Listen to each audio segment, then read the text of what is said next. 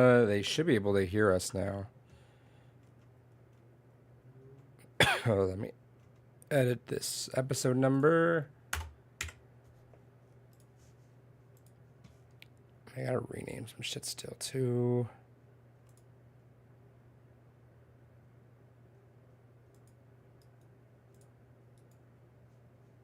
Let's see, rename. What the fuck?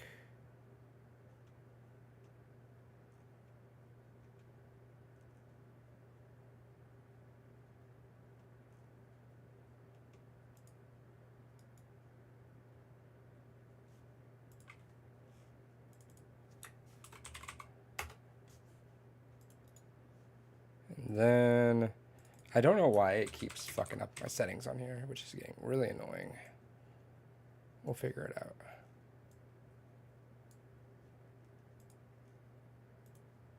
Okay. Yeah, the Discord thing changing our names fucked me up for a second. It's still fucking up my shit. Yeah. All right. Let's see. Oh, I get my fan on. It's hot as shit here.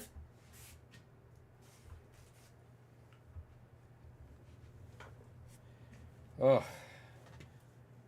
All right. I think. All right, we don't have that much to talk about anyway, so we're good. Let me get my phone and we're good.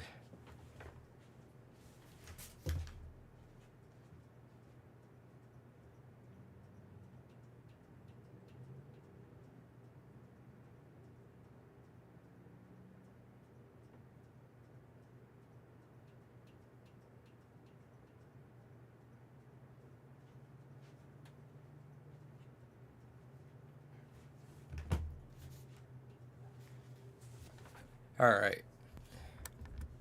Let's do this. Welcome to the Blue Reese Podcast, episode number 211. I'm Adrian.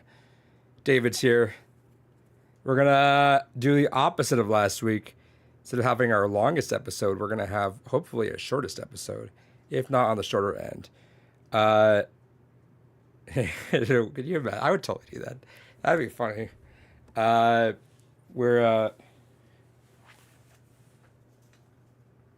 That would be. I mean, yeah, April Fools, we get a day off. That's fine. Well, yeah. Well, there you go. I was battling the oncoming of a sinus infection. Apparently, it's like I kept thinking it was like I thought it was allergies at first because there's a cough, and then like it just kept feeling like it was gonna go away, and then I fucked my voice up bad. We talked for a while, and my voice was fucked. The next like 2 days, it was fucked. But my throat never got better, and I kept coughing, and then eventually other shit started happening. Like my eyes started getting all messed up, and my ears clogged still. So yesterday I went to urgent care, and I don't like to YOLO the WebMD stuff, but I YOLO the WebMD stuff, and I was like, I think I have a sinus infection. And they were like, well, we want to make sure it's not like strep or something or COVID. I'm like, well, just let them test them, and they came negative. But yeah, so I'm battling a sinus infection, which on the grand scheme of things, like, it's not contagious, so it's like that's not bad. That's nice, but it just sucks. Like it hurts like a bitch to eat right now. Yeah, so like yeah, when it hurts to eat and you have to miss 4th of July because of that sucks. But it is what it is. So we're gonna play it shorter this week because of all that. Speaking of scheduling, I want to talk about a couple things there on that end. One, there may or may not be an episode next week. We'll see. Play your cards right. I'm coming back from camping that day. Let me see how I feel. If I'm good, we'll do it that week and we can roll on. Because if I don't do it this next week, then we're not going to be going until the 19th. Because I'm going to, I'm doing a road trip and then ending off at Disneyland. What up, buddy? You want to hang out? Let's do it. So play your cards right. I think we'll be able to record, but I'm gonna just put that out there just as a disclaimer in case we can't for some reason. Let's see. Digital Kingdom, what's up? Kels, what up? We're gonna be doing we're gonna start gearing in for Games Gone By here soon. That's actually now it's getting real. Now it's like we're right there. So it's next month. We're coming back at it. So, um, let me go through the schedule again. I'm gonna give a couple details here, and we'll go from there. Stop! You can't stay on the desk, dude. Yeah, he really wants to. That's all he does. If I put my hand out here, nope, never mind. Now he doesn't do it. Look, let's see. Come on, Juice. Look. Oh, he's trying. There you go. Well, kind of like that, but less dumb. Let me pull out that schedule here for Games Gone By. Where are we at? Oh my god. My brain's working a little slower than usual, y'all, so you gotta bear with me for a second. Not that anyone's rushing me or anything. Okay. I'm just gonna go for the first next or whatever. Just say it. Just suck it up. Alright. We're starting up Games Gone By with Alan Wake in the middle of August. We will do a prelude episode. I'll talk more about that in a second. Let me just go through the games. Alan Wake, middle of the month. End of the month, Alan Wake's American Nightmare. September is going to be FF7 in the middle of the month. Resident Evil 7 at the end of the month. October is going to be Iron Lung in the middle of the month. Silent Hill at the end of the month. November, Just Near Replicant. December is Her Story in the middle of the month and The Beginner's Guide at the end of the month. In case we also didn't do this. We're doing terrible right now. It's fine. Games Gone By is our book club, by the way. I'm not just naming random games. Persona 5 Royal in January. Black Mesa in February. 13 Sentinels Aegis Rim in March. Cook Serve Delicious in April. And Enter the Gungeon at the end of the month. May is going to be a fan vote month. We don't know what's going to happen yet. Yakuza's June. Yakuza 0 is June. And then Phoenix Wright Ace Attorney 1 is going to end up the first season in July. David, as we mentioned, banger list still. Which, by the way, in case anyone asks why Big Dave has a different angle, in case anyone notices, he's on his laptop. So sorry if the sound is a little different. It shouldn't be, but just in case.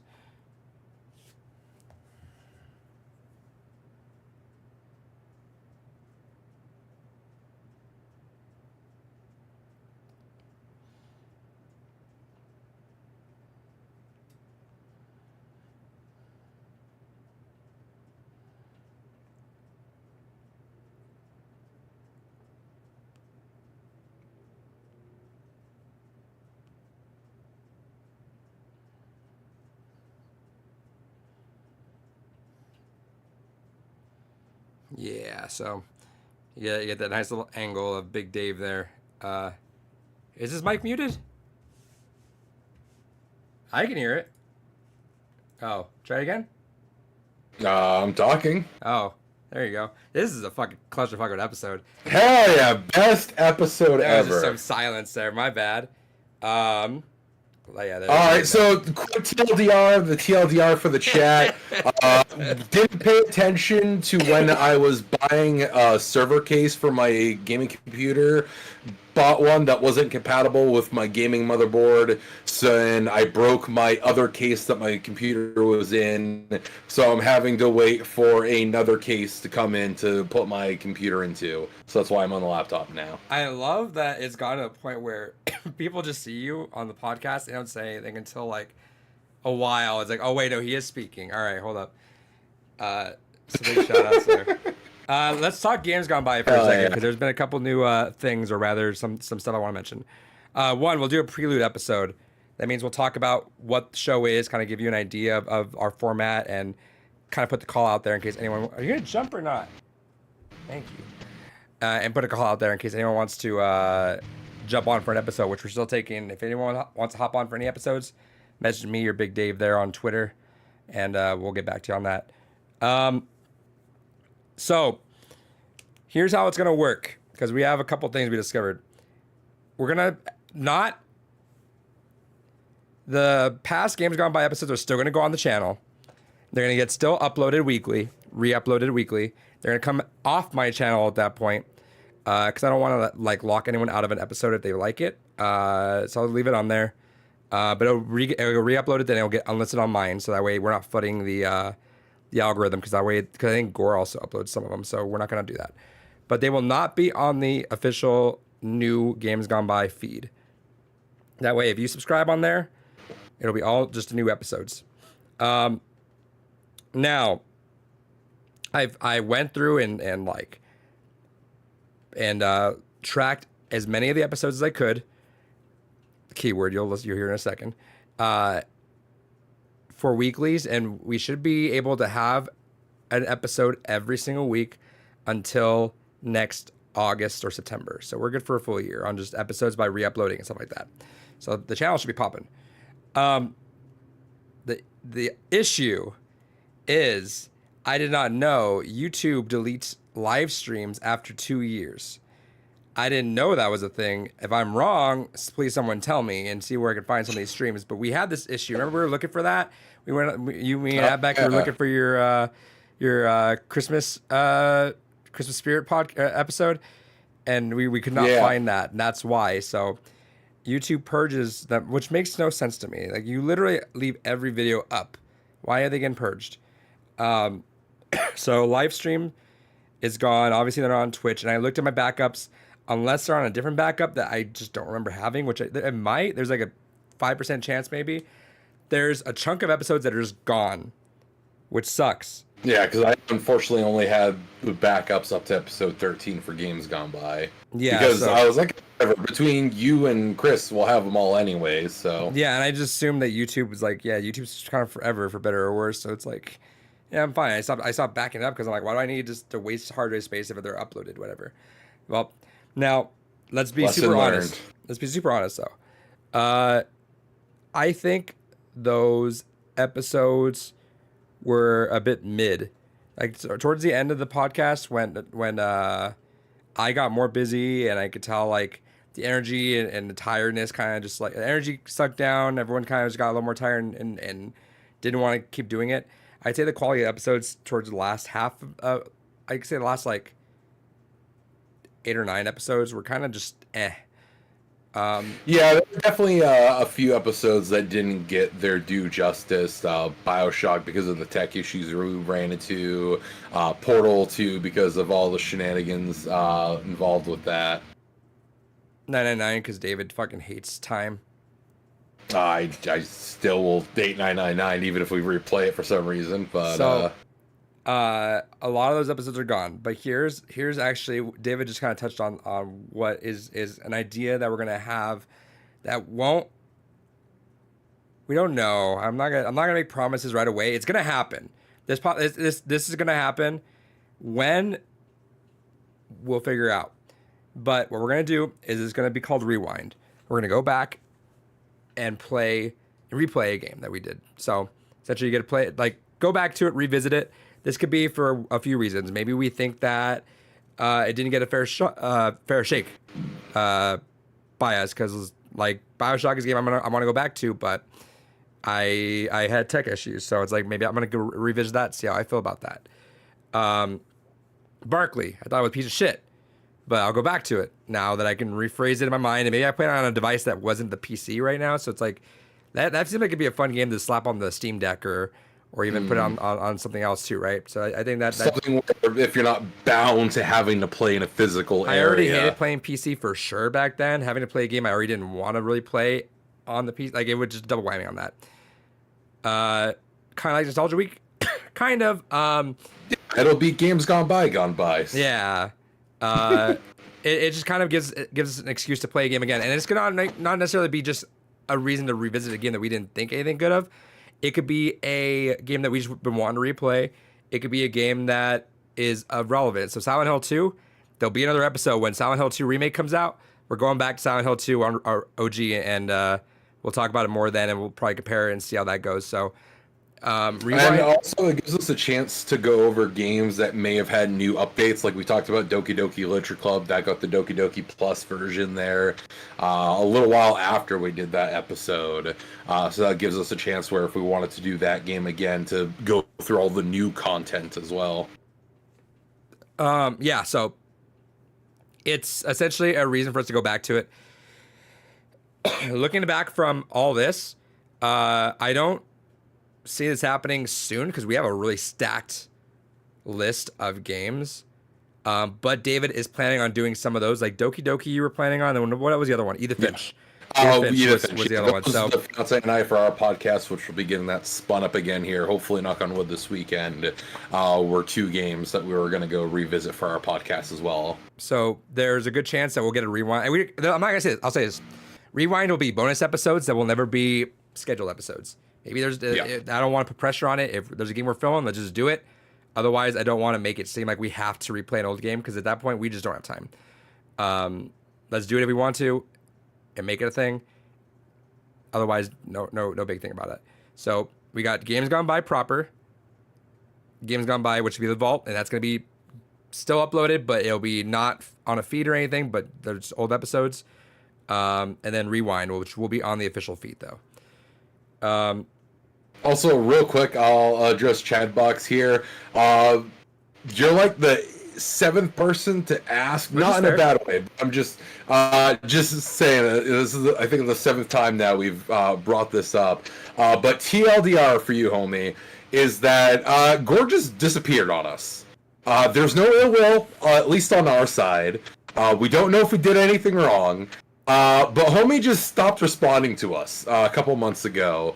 And we're like, all right, well, maybe he's going through some shit, doesn't want to talk. We get it. We've all been there. And he just still to this day has not responded to anything.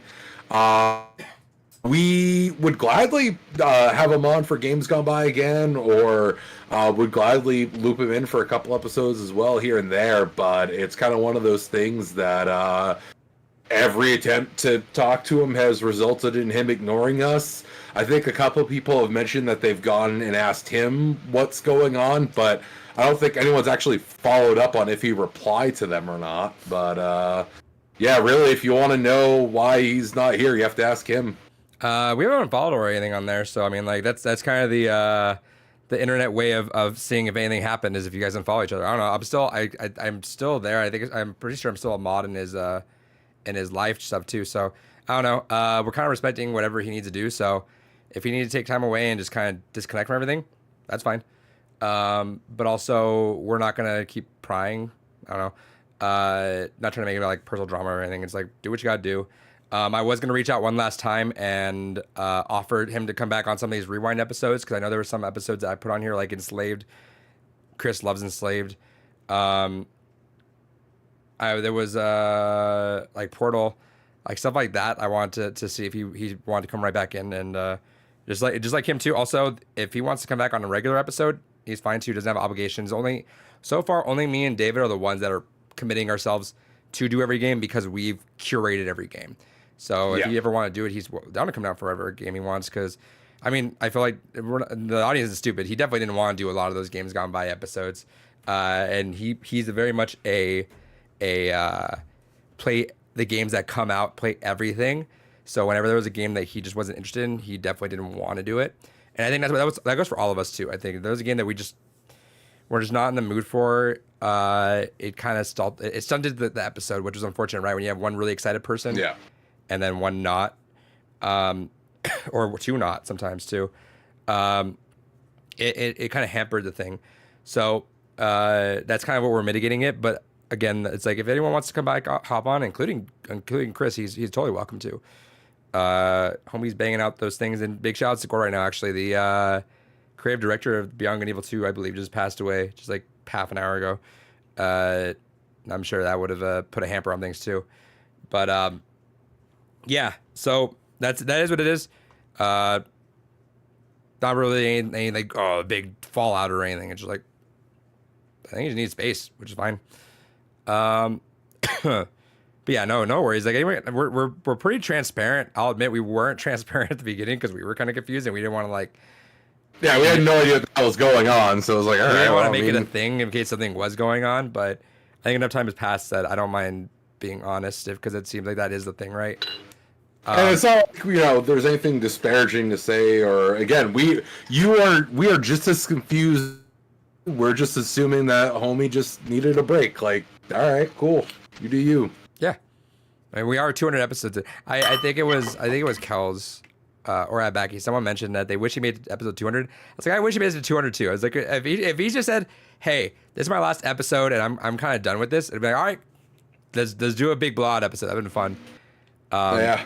So that's the only thing that bums me out, genuinely. That's the only thing that bums me out. But otherwise, I hope he's doing all right. He's still banging out those reaction videos and doing the memes and watching SpongeBob AIs now. Shout outs. Yeah, he just got like 80,000 subs too, didn't he? Yeah. He's making some people made some pretty good artwork of him. It's pretty funny. Yeah, congrats. Honestly, genuinely. I'm glad, he's growing out the channel more for himself. Fuck him. Kudos to him. Yeah, fuck him. What has he ever done for us? It's fuck nice him. We're ever talking about him right now. Fuck him. No, let's see. What else was I gonna say about all this stuff? I think that was it for by the way, let me see if I can find the episodes super quick. I do want to list off the episodes that are lost forever. Because there are a number of episodes that are just GG's. Like if for some reason any of you happen to have downloaded these, please let us know. It'd be good to have the backups. Yeah. So long stretch, but the episodes that are lost in the ether of the internet are I think Bioshock was there. Bioshock is up. Portal. Ritual of the Night. Kentucky Route Zero. That's really sad. Kindergarten. Oh. Hylix. Yume Nikki. Damn. That's it. So here's the thing. Two of them I'm actually really sad about because I feel like those were good episodes. Here's the thing. Rewind. I guess it kind of has to be a rewind episode. I am 100% going to require we all play Kentucky Route Zero again. If anything, just because that is a game that is so near and dear to me. Literally, I say it every single time, and I genuinely mean it from the bottom of my heart. Every time I think about that game, it climbs a little bit more just because of how meaningful it is to me. And I know it was a game that I threw David in blindly, but hyped it up in a certain way, which the way we did games got by, it was fun, but also a little it was too much of a gamble to be good content, I felt like. It was fun springing a random game on someone to see their reaction to it. But I liked the idea of the occasional wild card because there's definitely some things because what we did this time is we basically took turns listing out our stuff, and then anything that was a match was guaranteed to go on the list. Then it was like, all right, you pick from my list, I'll pick from your list, and then we're still just gonna throw a couple things in there we want anyways. The upside to that format is that it's pretty much assured we're going to enjoy what we're playing, or at least 90% of what we're going to play we're going to enjoy. And knock out the backlog. But if we had done this setup before, I certainly wouldn't have wanted Edith Finch on there. I certainly wouldn't have wanted Kentucky Route Zero on there. There's a lot that would have gotten filtered out along the way that I kind of like the occasional wild card surprise, which is why I definitely think the fan vote months are still important to have. Yeah, so because there's just some things that's like, fuck it, you need a little chaos now and then. Yeah, so let me go behind the scenes a little bit with this. And I think we should live stream the way we do this before next time. Abecky, sub Brodrian and sub Bro Dave. What up? Hell yeah, Bro Backy. I think we should live stream our selection process next time. Now, all right. I think we still left it open. So here's the way we did it. I forget if I mentioned it. I think we did, but let's go about it again. Yeah. The way we did it was, I told David, I think there's 20 games. 20 games you want to do, I'll have 20 games I want to do. And we went there. The ones that we both happen to name immediately are on the board. So we're like, all right, they're on for this next season. What we did after that was we both looked at each other's list and highlighted games that we want to do on there. Okay, the ones that we did, throw them up on the list. After that, we went back to our own list and we kind of nominated one or two that were we want to do this. So I think the fact that that last step kind of provides that wild card factor where it's Edith Finch would have probably gotten on at that point. Kentucky Route Zero would get on at that point, right? So it's we still have that, but it's not springing it on someone. And I think the way we're cultivating it too also allows you time to do that, right? It's That's true. if we said Yakuza in November or September when Starfield's coming out. That's not happening. Like, you're not gonna get it out, right? But now we can like plan out to in a month that we're like, I don't think I'm doing anything in a month. I don't mind doing that earlier, or maybe I can play ahead of time too. It gives you a little more time to kind of prepare and knowingly when to put that stuff in a month that you know when it'll fit. And it allowed us to have a bunch of longer games. Granted, one of them is one we've already gone through. I doubt we really need the replay through, but I'm sure we'll both go through it anyways. Again, like in the case of Persona 5 Royal. But at the same time, we still had even some other like heavy hitting titles that just didn't make it onto the list because we did want to cut down on the playtime a little bit for that very reason you mentioned. I mean, we cut out Chrono Cross from the list. We cut out Final Fantasy Tactics from the list. Rashi When They Cry got cut from the list. There's a lot of absolute bangers. That's on sale that right now just didn't too, make and I it. kind of want to grab that. So why is the Answers arc lower received than the Questions arc? The Questions arc just better? So the way that Higurashi and all of the When They Cry series is set up is that everything within the Questions arc is all of the setup. So that's where you're going to get a lot of your more endearing moments with the characters. That's where Okay. you're going to get everything that you need to know. So that's where all your attachments is going to. And then the Answers arc is exactly what it says on the box. Everything that's in an Answer arc is just, okay, we're unwinding all of the mysteries that have So been like going everyone on like up the to build this up, point. but like the answers. I mean, it's still well received, but like the Questions arc is overwhelmingly positive, where I think the Answers arc is very positive. Yeah, the mic sounds different because I'm on my laptop. Not on my It's desktop. a retro episode, it's a throwback episode.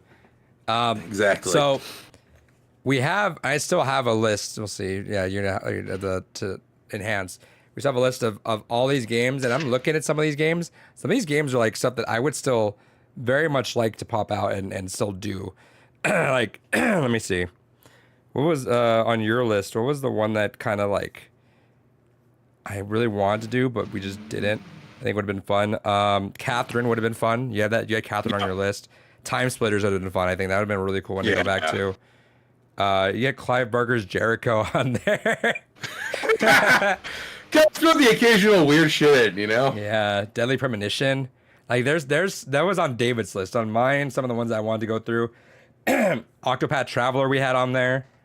Yeah. We had Chrono Cross you mentioned. Hypnospace Outlaw. I think you'll like that game. Batman the Telltale series. I think we had some pretty big ones that we're missing, but like that just gives us a lot of time for us to do other stuff, which will be fun. Yeah. They're asking what you drinking. I got really cheap wine tea because it was really cheap and it's a massive bottle. Hell yeah. Because I just wanted something to drink, but something that wasn't too heavy. Been trying to cut back a little bit on the alcohol. Wine tea? Question mark? Question mark? Question mark? Yeah, it is blood infused wine. Hell yeah. Hey, if we're live next episode, let me try to for sure give you guys the details of where to start following all of our accounts. That way we're set up and good to go come launch in August. We're set. Hell yeah. All that stuff out of the way. That was half an hour of talking. David, what'd you play this week? Or what'd you play? What you got? What'd you get this week? What I got? I don't have them here just because it's a lot of shit that I have actually set up in the bedroom because I'm working on just going through everything right now. But it's the reason why I'm not going to be buying shit for a while. Is one, I just dropped a lot of money on some components for things, and two, I have a trip coming up in September I got to start saving for. But I got a Mac Mini 2014. I got a 2015 iMac. Got a old HP ProLiant server. You hate Macs, don't you? Yeah, but it's one of those things that because of work, I have to kind of work on getting re-inundated with certain things, and I haven't really touched anything Mac OS related in I like 7-8 years. I like the Mac still. I mean, I'm totally on PC at this point, but I'm gonna just because I'm gonna try to instead of having to fight for equipment right away, I'm gonna just bring my own because I have so much shit. I'm bringing my old big ass Mac that I recorded early episodes on, bringing that to the classroom for the kids to work on movies on, which should be just fine. You know what? I will give Apple Silicon this. It's dummy fucking unnecessarily fucking expensive up front, but that shit is bulletproof. Yeah, like that. Mine's 2017, I think, and it's still popping. Yeah, like it necessarily expensive, but it does last fucking forever. Hey, David, get your yo. company to sponsor me and my students. No, Sponsor my students. no. Why not? We already sponsored like half of the main schools. Yeah, but we need help. All right, what else you got? Then for stuff that I actually have near me, this was on sale, so I had to grab this. One of my favorite anime. I'm now in a beautiful Blu-ray set, which is in a very disgusting, predatory way of doing it. Also, the only way to get these OVAs that are in here, the Yu Yu Hakusho anniversary box set for Blu-ray.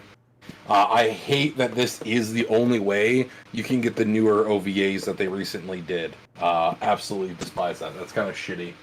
Rip. Other than that, I got Super Robot Wars Final on the good old Saturn. And this is the series' 20th anniversary this year. And I got for $1 EDF4 on the PS3. Hey, I was gonna ask, do you play EDF on Steam? Yeah, EDF4 is on sale, and I'm kind of curious about that. I'd play it if you wanted to play it. Okay. It's EDF. I will always play EDF. You just have to say, hey, David, EDF. You'll be like, yeah, okay. All right. And we even have two other people that if I said EDF, they'd say, yeah, and we could have a full 4-man squad. All right. Good to know.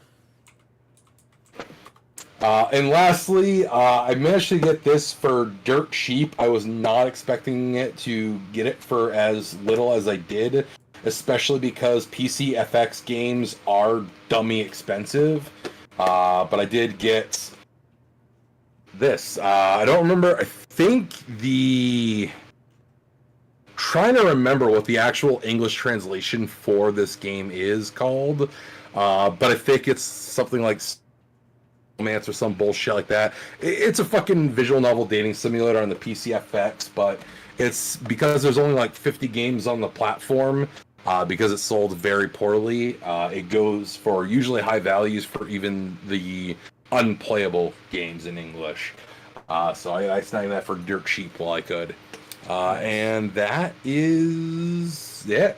Let me go through some of the chat right now. All I got. Let's see. Going back, at Backy. Our office had an extra budget this month and got an Xbox with a lot of the latest games, Warzone, Street Fighter 6, etc. Never played Street Fighter 6, so finally get an opportunity. Mommy Cammy, here I come. Welcome. Yeah, you still thinking Cammy was a good choice for you? Me?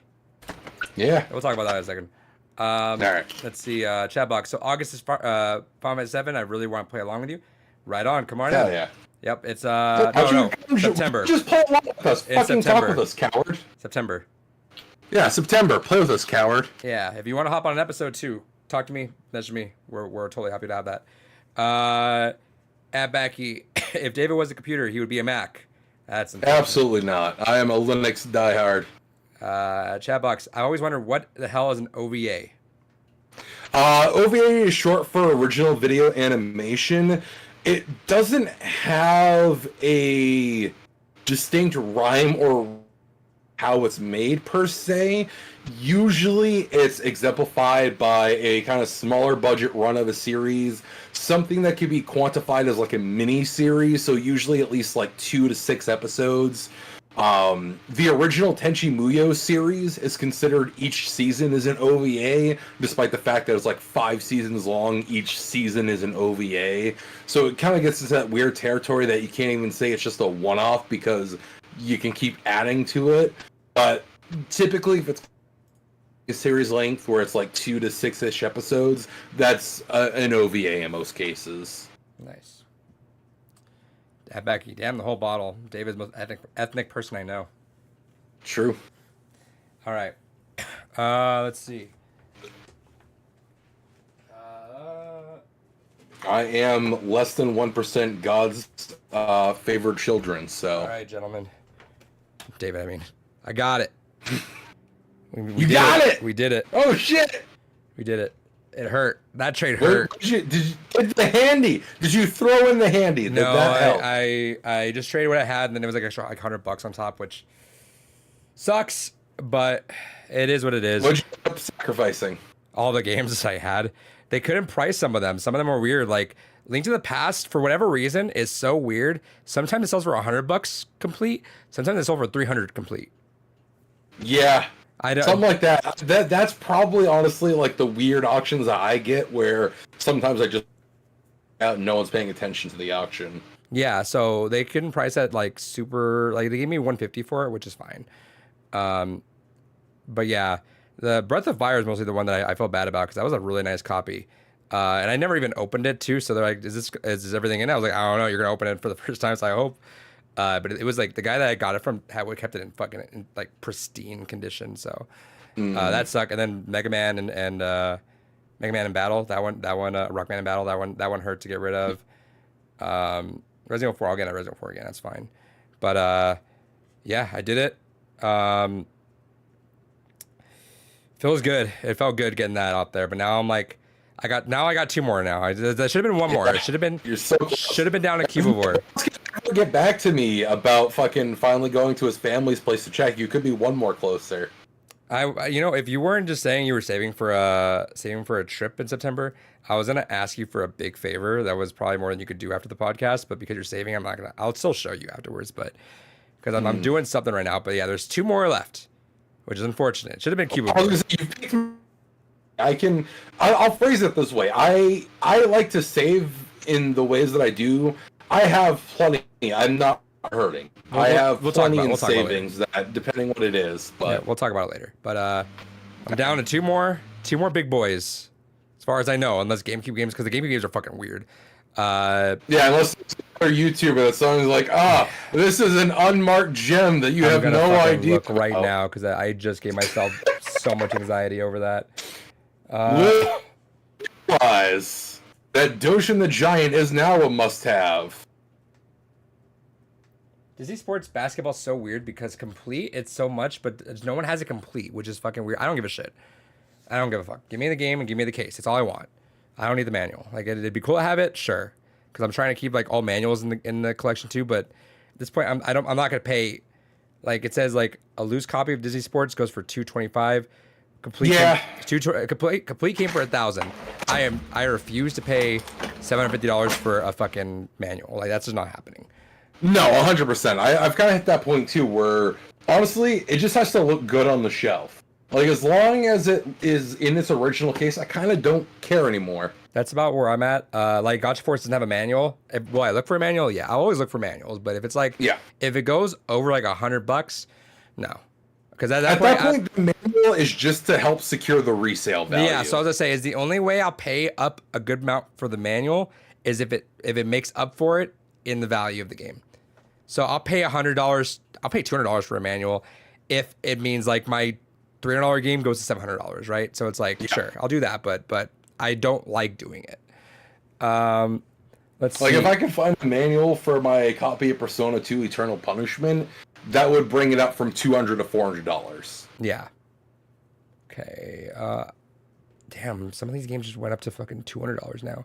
Code Veronica, Jesus. I believe, is the next big one. Fuck, yeah, that's a big one. But that one's in the realm of it's in the realm. It's only $184 complete. So yeah, the Disney Sports and Cubivore are the last Grail items I don't see Code Veronica shouldn't spike up higher in price. I don't see that. I see Disney Sports being that for some dumbass reason, but The only way I could see Code Veronica spiking is if Capcom announces a remake. I see the opposite of that. People don't give a shit that, and it won't be on GameCube. What will happen, because we've seen it with a lot of games, where as soon as the remake is announced, suddenly people have an interest in trying to secure the original. So we'll see an initial flare up of the original. Remake. It's not remake. They do that when there's a sequel. Armored Core being a sequel. I've seen it with the remakes. I haven't seen that with the remakes, but I think also Code Veronica is not like how much. Where's Code Veronica on like PS2? Like maybe $20-$30, not much, I imagine. $15. So it's like that. That's you're only getting the GameCube aficionados that are going to try to go for that, right? Which, by the way, dude, I need to make a collection video because I did it again where I looked at videos online. I'm like, ooh, my collection's bigger than these guys, dude. Yeah, I've kind of thought about that. My only thing with doing collection videos is I hate the idea of taking shit down, especially where a lot of these games are collector's editions, but I keep all the shit spread out everywhere to actually display. Yeah. So, I don't want to dig out all the fucking consoles. I have consoles in like 7 different parts of my house. That's fair. My GameCube collection now sits, I think, at 106 or 107 games and $74 average per game, which is stupid. I was trying to do the math there, and it's like if I knock out these last two, and then let's say like after Code Veronica, let me see where we're at after Code Veronica, because I know Code Veronica is one of the higher end GameCube games. Yeah, I have 14 GameCube games, and I have highs and lows. My average value basically goes to like a weird median of $40, because I have shit that's either $100 plus or shit that's like 10.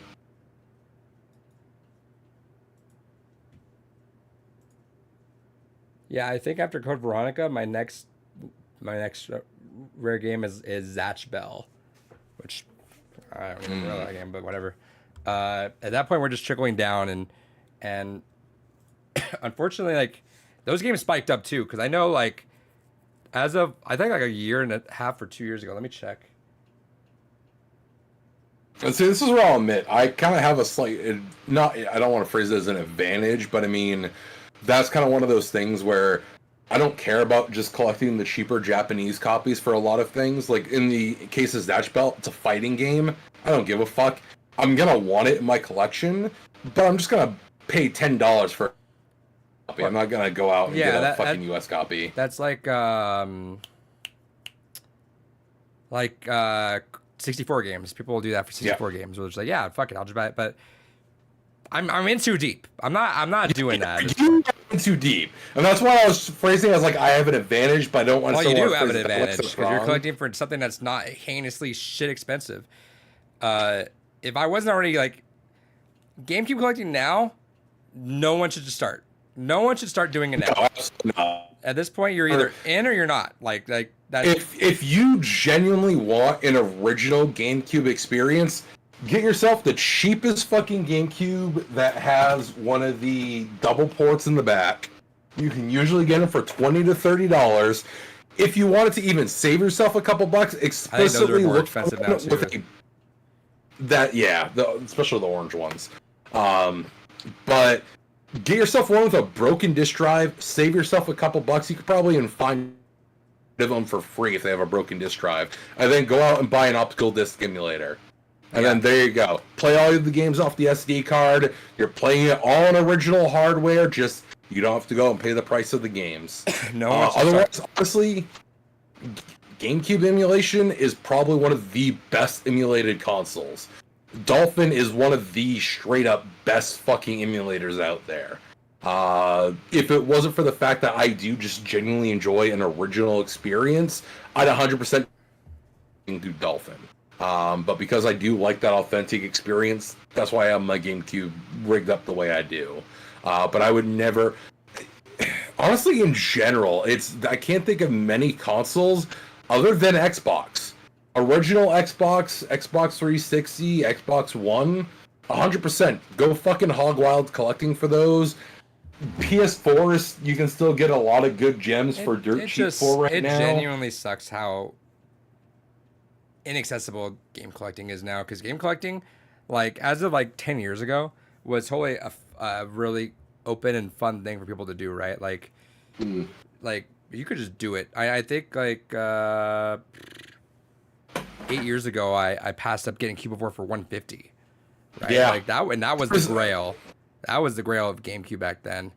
How many times since the fucking pandemic have we gone like, we meant to get this game, and it was always like 20-30 bucks, we're like, we'll wait, and suddenly it's like 200-300 bucks fucking plus. Games that literally people couldn't get rid of now are fucking just insanely overpriced.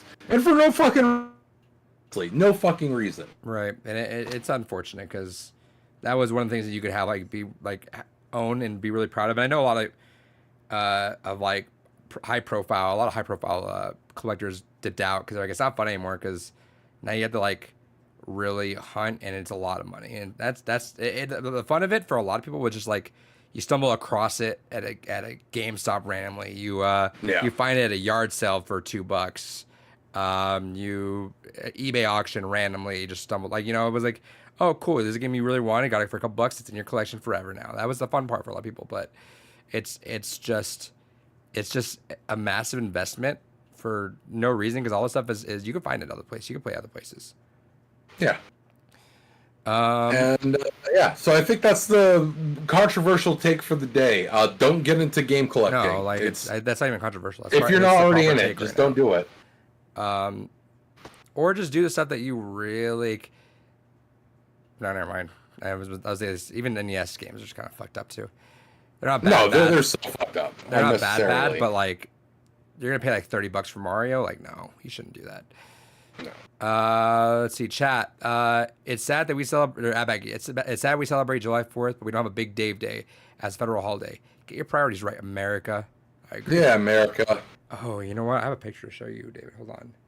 Hell yeah. Let me see if I can find it really quick. Where is it at?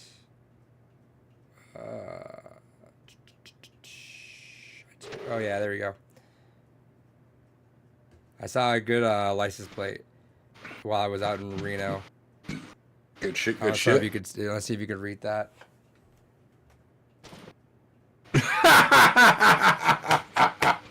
That's beautiful. Although that guy's license plate. Or whatever. Recently, I did see someone that actually had seat covers that were the same exact print patterns as the Hago sweater I got Chris. So someone just rocking around town with a Hago seat covers for their car. Good for them. Hold on. No, I'm good. All right. Kels, I just want a GameCube for the GBA adapter. I love those old peripherals for cartridges. I'm just collecting for the Switch right now. I feel like that market is a great spot with LR games and their competitors. Switch collecting isn't too bad. Limited Run fucked a lot of things up too. When it comes to that, I don't know. I'm not gonna go on my limited run. I'm not gonna use whatever spare voice I have to talk about that. Yeah, to add a pen to that, limited run has been a double-edged sword. Same with Play Asia. Genuinely, a large portion of my Switch collection are Asia English games, and it's such a double-edged sword because basically, if you don't get it when it comes out, there's a lot of them good luck fucking getting. Like, I got all the Atelier collections for Switch on the Asia English versions, and those launched at fucking $70, and I think now they're up to like 120, 130. It's a lot of inflation with that, which is it's just unfortunate. And I get that they did better with it by doing open pre-orders, but that's a bit of a bummer too. Where it's like if you missed out because you weren't able to hit that window, or you just weren't in the know or into it at that point, because they're pricey as it is already. Yeah, I do want to visit their store. Their store looks cool, but like it's just I'm not. I haven't bought a limited run game in a hot minute. I've been a bit over it. I think really the only things I've gotten from them recently have been shit that it's like, oh yeah, I've really been waiting. I'm still waiting for their. I got the Kids on Site FMV game, but they just put out an email today saying, "Oh yeah, your America Freedom or whatever the fuck the other FMV game they released." Where's Plumbers Don't Wear Ties? Yeah, where the fuck's Plumbers Don't Wear Ties? They still haven't put that up for sale. Where's the Castlevania games that we're still waiting for them to fucking put out on the TurboGrafx? We still haven't heard hide nor hair about what's going on with the release of D. Still waiting for the D, you know? Where is Plumbers Don't Wear Ties? It's been like over 2 years. Yeah. Literally one of the things is people were so fucking hyped for them about, and just silence. They said on Reddit 7 months ago, we don't have a date to share, but the Carbon team is actively working on it. What the fuck are you working on? Yeah, what the fuck does that mean? What are you Cowards. gonna work on? How about you releasing it? Give us a fucking pre-order. But it's like, I don't know.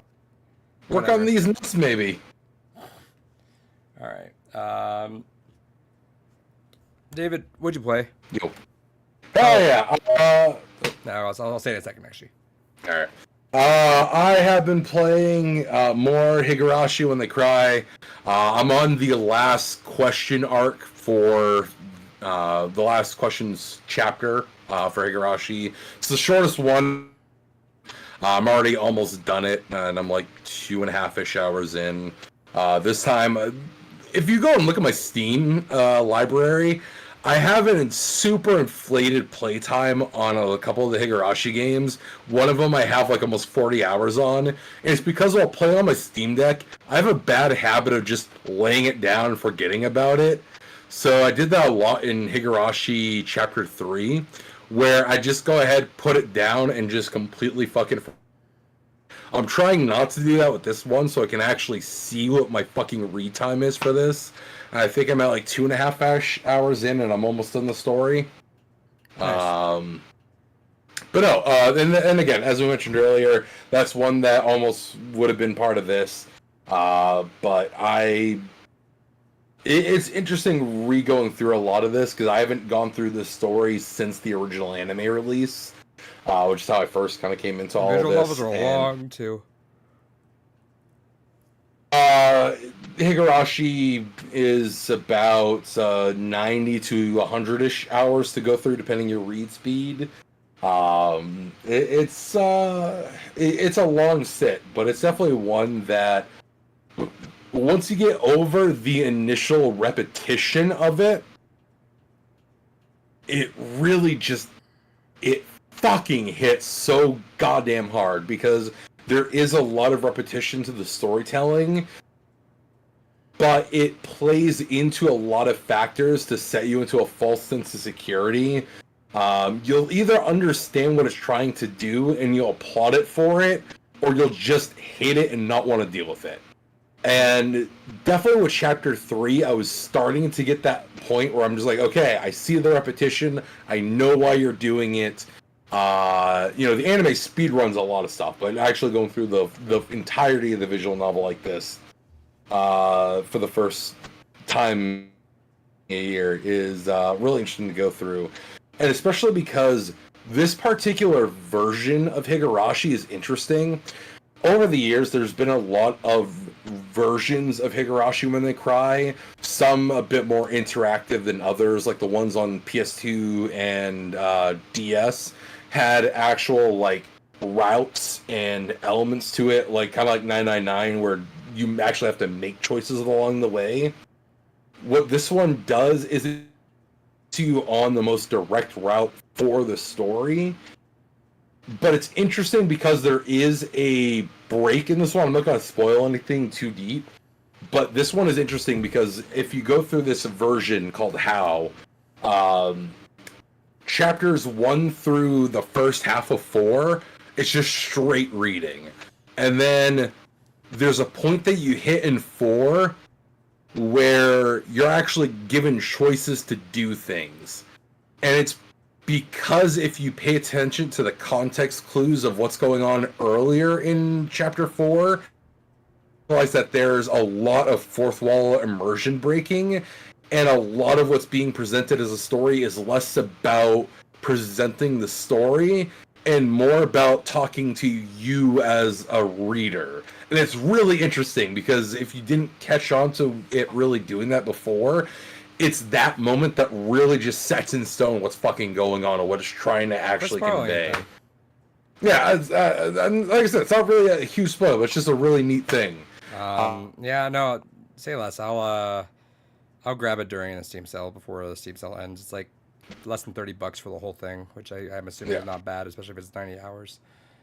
No. I think usually full price. The first chapter is free, but then all the others are like $6 to $10. So yeah, so I'll do that. But especially again, we still haven't really heard any follow up on 7th expansions or Rikishi 7. I can't remember the actual developer name for him personally. But where he's penning a Silent Hill game, I'd honestly recommend at least going through one of the When They Cry games before going into that. And with some of the stuff that they've done to When They Cry over the years, it's honestly best to start with Higurashi and play it in order. So Higurashi When They Cry, Yumineko When They Cry, and Syconia When They Cry. But definitely, in order to get a feel for the atmosphere that he brings, 100% start with Higurashi before going into that Silent Hill whenever it happens. Yeah, I probably will. Anything else, David? No, I haven't had a lot of time for gaming, so that's just kind of been what I've been doing in between other shit. So, I got Dave the Diver. Didn't mention that. Heard a lot of stuff about. I saw that on sale. A lot of people talking about that. Heard a lot about it. Even our boy Chris was playing it. Which God, it has to be a good game for Gore to boot up even his Steam Deck. That thing was under like 2 inches of dust. But yeah, it's really fun. It's a underwater, like you got to catch fish and like explore and there's like missions. They'll tell you, hey, the missions are kind of quirky. Like some guys like, hey, there's a secret society down there. Can you bring back an artifact, which is gonna lead somewhere, I think. But like you bring that back and get different types of fish, and then you get so much time. You got auction. You can find other auction like O2 tanks, whatever. Down there, it weighs you down. You might get hit by other fish. So you gotta like let go of stuff. You die, you go carry one thing back. So you gotta make sure you manage it. And you come back up, and then you help your friend run his sushi bar. So you come there and you use those fish to like make recipes, and you run that for the day, and you make your money, and then you can keep doing that. That's your loop. Super fun. It's really, really fun. Someone mentioned it, and I thought they hit the nail on the head there. I am shocked it's not a Devolver game. This 100% has Devolver written all over it, and I am just like flabbergasted Devolver didn't jump the fuck on that game. So yeah, it's super fun. Really good deck game. Recommended. I'm playing it, loving it. And then I went through and I finally 100%ed World Tour and Street Fighter 6. 100%. Hell yeah. Got all the costumes. Got everyone to master. So I am done with that whole mode forever until DLC, if it ever expands, which it seems like it will. But yeah, I don't like how in World Tour they made the I don't know the rationale is behind this, but like the button, I guess I don't know, it doesn't make sense to me. When you do the input, it goes by button heaviness. You know what I mean? Like it's so weird they did that, so where it's like cannon spike or no, what was it? Oh no, so like I want to say you can't do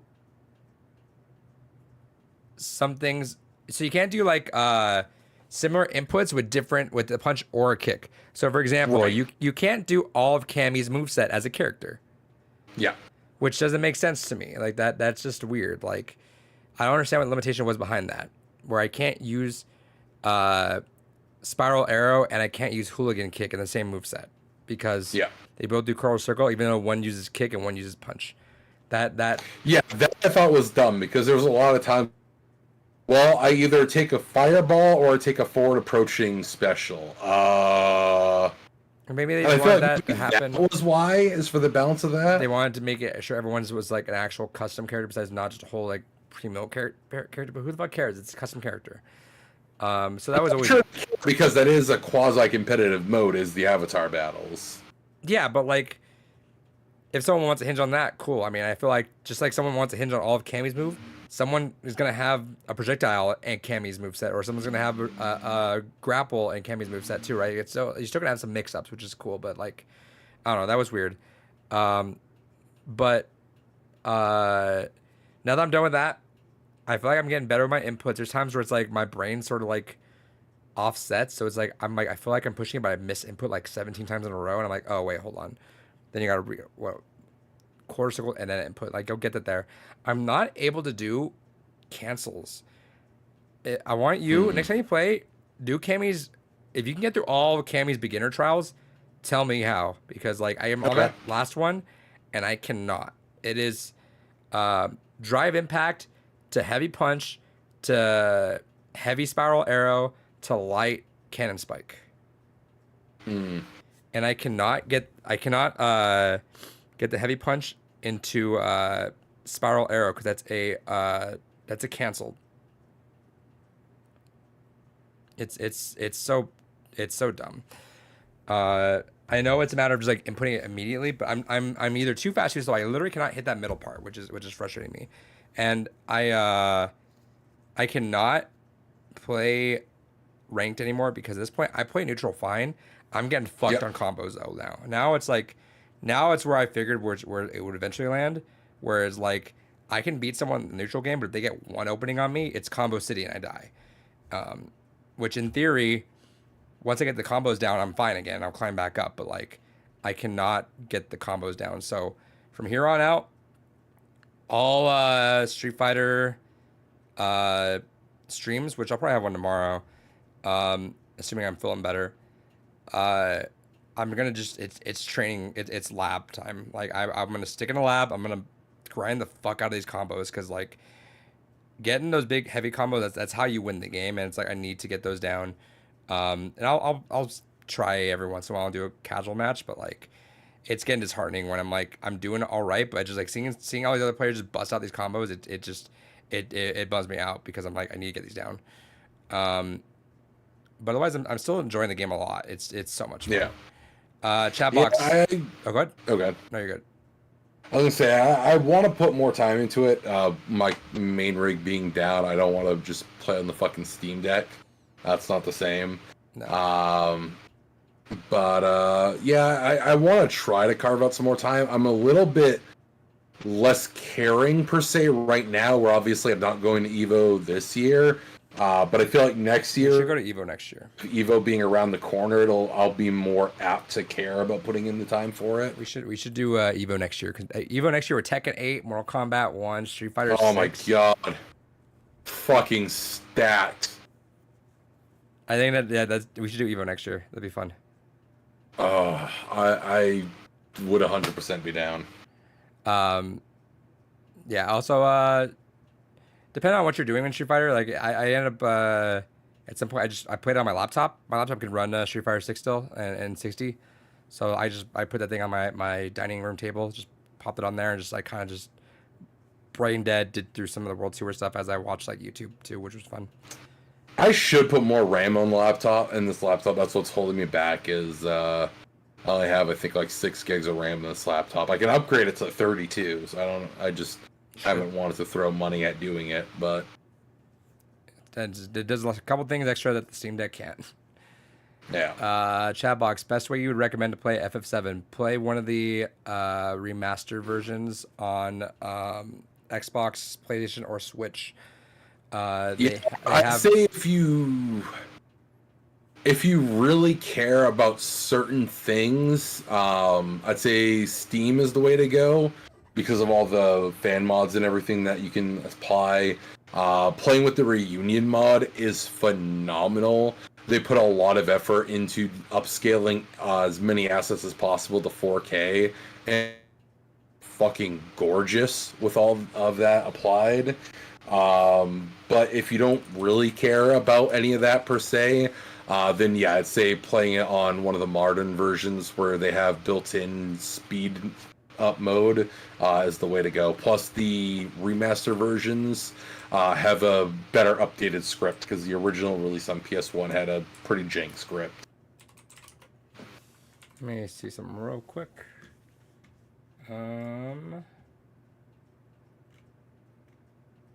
I was looking to see if I can do FF7 the reunion on Steam Deck. Should be able to. Yeah, I'm already a couple hours in though. I don't really want to do it again, but just good to know for future reference. Plus, I mean, I know you don't inherently care about Steam achievements, but it would just stop you from being able to get Steam achievements. Yeah. Yeah, I'm already playing on Switch, which is fine. Yeah. That's probably how I'll go back through it again, is the Switch version. I need to stop saying after every single time. It's just my transition thing. And that's like the one thing as a podcast host, I need to stop. And I catch myself every time I want to do it. Speaking of which, I know we've talked about the idea, but is there any particular things you do actually want me trying to get footage for? Because I know we, behind the scenes talked about the idea of collecting footage for some of the games we're playing again. Do you have any specific things in mind of like, oh, I know there's like a couple scenes I want footage for, or in general, is there some games that it's like we should have at least a couple things for? Good question. Because you don't record the whole thing, right? I mean, I could, and that's where part of the question is I could go ahead. The way I imagined it was if we're all talking about a game, I'm like, hey, now I'll wake excuse me. Now I really like this part, and we'll play like that on the side, and we'll have like our stuff will be tiled right, like on the side, and we'll have a big screen just playing of that part of what was going on during that, just to have a good little visual on the side. Because the only thing with doing it less control like that, like, I know I really like this part kind of after the fact, is that I have to make sure along the way I'm taking like super heavy notes of everywhere in my recording. I would say you have to watch your part, right? But like if I say I like the concert scene in Alan Wake, you know what that means, then I would know that's a level part. Like I know you're gonna get that part, and there's no way you can miss it if you just skim right through it, because like you'll see it. Otherwise, yeah, if you want like a specific, like I really liked when Ellie said that to Joel, you're gonna have to definitely take a note on that. But I'd imagine because you're the one that's controlling the actual thing, you'll have like actual timestamps on your own stuff. Who are both to assume that? Well, I mean, if you're like, I like that part, you're gonna write it down, right? Like not. I see. If I'm actually doing it for my shit, yeah. No, for your thing. That's what I'm saying. So then, any of us that would do that, we got to keep it more broad. We can still mention those parts, but like, be more broad about it. And we don't have to be every single thing doesn't have to be on there, but it'd be cool, like little reference, you know. Stuff to talk about for sure though. Chat box, I have it on Steam, so I'll probably go that way. Yep, do it that way, and then I guess do that mod, or if you have the remaster version, do that too. Yeah. News, really quick. Let me give a quick. I'm gonna do this because I feel like it'd be disingenuous for us to not at least do this. I'm gonna try my best because we're gonna just do 2 stories. We're out of here. We're a little over an hour of actual recording time, so I'm gonna get through this, and we're gonna dip out. Chatbox, is Reunion mod good for the first playthrough though?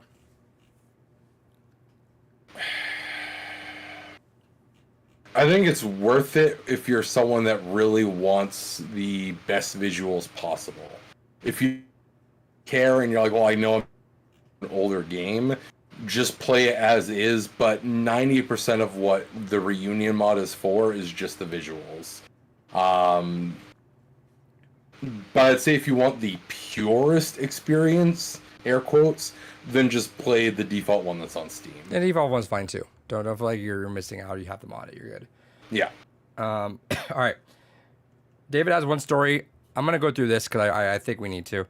Let me go through, because when we ended the podcast last week, we're just before the final day of the FTC versus Microsoft case. I want to read out. I know I'm doing like a deja vu thing where I'm coughing up stuff. Oh yeah. But it's just the last day. We're not going through 4 whole days of stuff. So let me read through the last things, get David's commentary again. We'll do this small town murder style. All right. And do this again. Okay. Final day. The CMA, the Competition and Markets Authority in the UK, tried to push Microsoft's UK appeal back. That was something. Okay. Going back down to new page. Okay. Yada.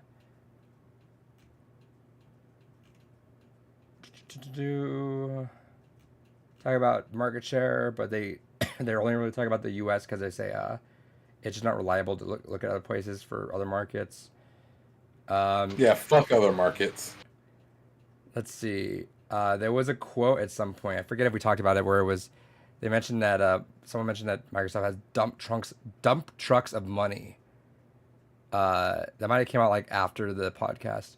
That was probably after the podcast because, I mean, my initial thought is, yeah, it's fucking Microsoft. What do you expect? Yeah, and then FTC brings up the phrase, quote, dump trucks of money, unquote, as it's questioning Tim Stewart, who's a CEO, CFO, about Microsoft spending lots of money on gaming content. FTC, have you ever heard the amount of money that's been spent? Like you've said, dump trunks of money. Stewart, I have a friend that worked that likes to say dump trucks of money. I refer to him. All right. Let's see. Game Pass pricing doesn't really matter. Let's see. It's talking about pricing of these. When they're talking about when they need to like raise the price to when somebody was talking about raising their own price. Financial models, I need that. Okay, so there was but then they did get snagged in this.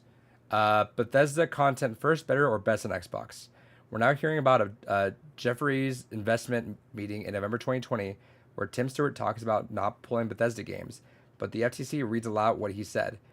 Quote, we want that content in the long run to be either first or better or best and pick your differentiated experience on our platforms.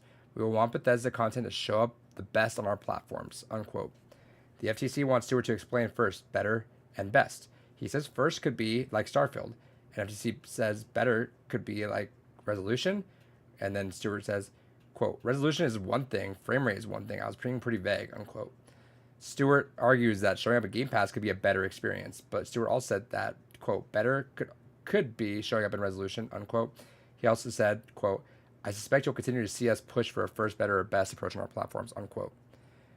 This question is talking about how their FTC's like adamant that Microsoft's going to degrade Call of Duty on PlayStation, which that's such a stupid argument, but whatever. Yeah, they wouldn't, and two, genuinely 100%, what it's going to come down to is like the PS3, Xbox 360 era of stupid shit, where it's like, better and best is like, we're going to have exclusive maps for Call of Duty. We're going to have exclusive levels in this game. You know, we're going to have exclusive shit to it to where, yeah, I mean, they play and look exactly the same, but we get more.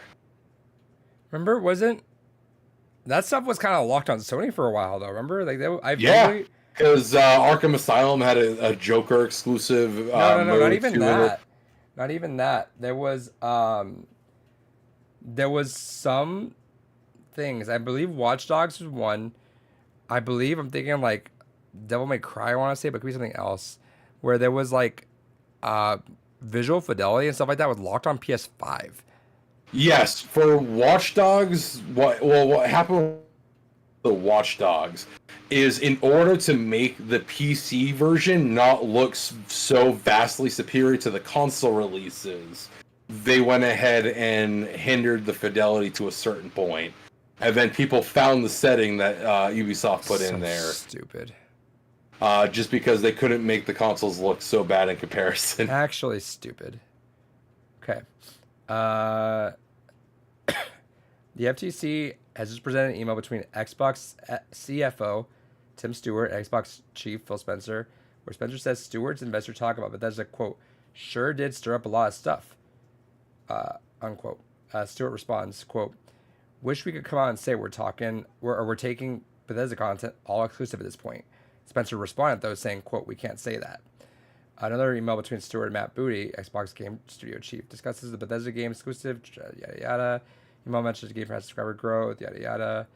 FTC wants to make it clear Microsoft will be willing to take a financial hit to boost Game Pass subscriber growth, to sell more consoles, and ultimately bring more consumers to the Xbox. Yeah, it's so bizarre. Like this whole thing is so weird to me, right? Like, oh, you're making this exclusive, yada yada. Dude, like FF16 happened literally like as that was going on. Like exclusives are just a thing that happens. And then the way FTC wants to say that Microsoft be willing to hurt their money to increase their growth. No shit. That's what they're doing. Like I that's literally the whole point of Game Pass. Call me crazy, and this isn't talked about anyone like an actual need, but like this goes to the fanboys specifically, like how they're bitchy, like, oh, you can't take our stuff, but like these are the same people like, your Xbox games aren't exclusive because they're on Windows. I'm like, cool, so you have Windows, right? So you have the game. Who cares? Go play it there.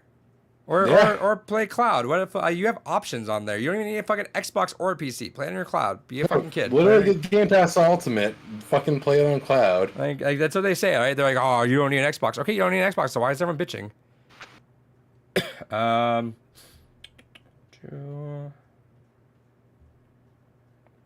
Oh, there was a quote, David.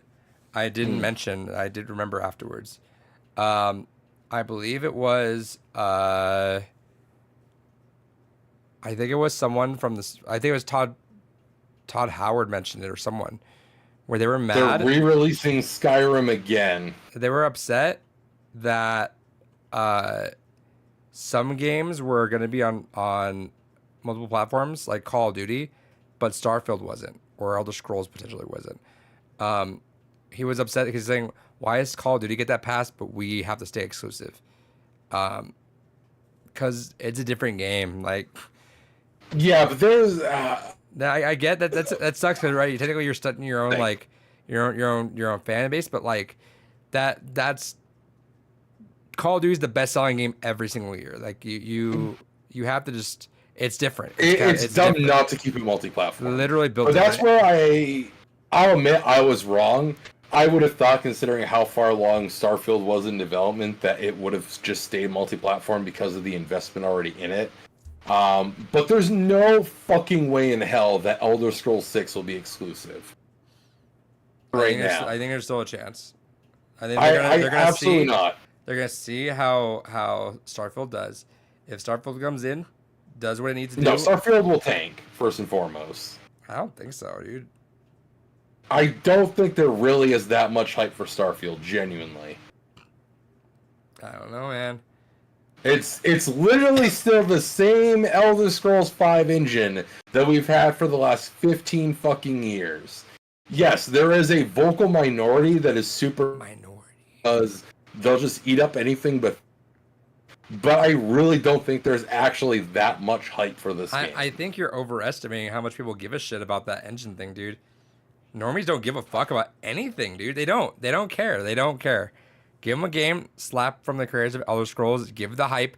Maybe there's a possibility it doesn't take off right away, but I guarantee you that's a long haul game.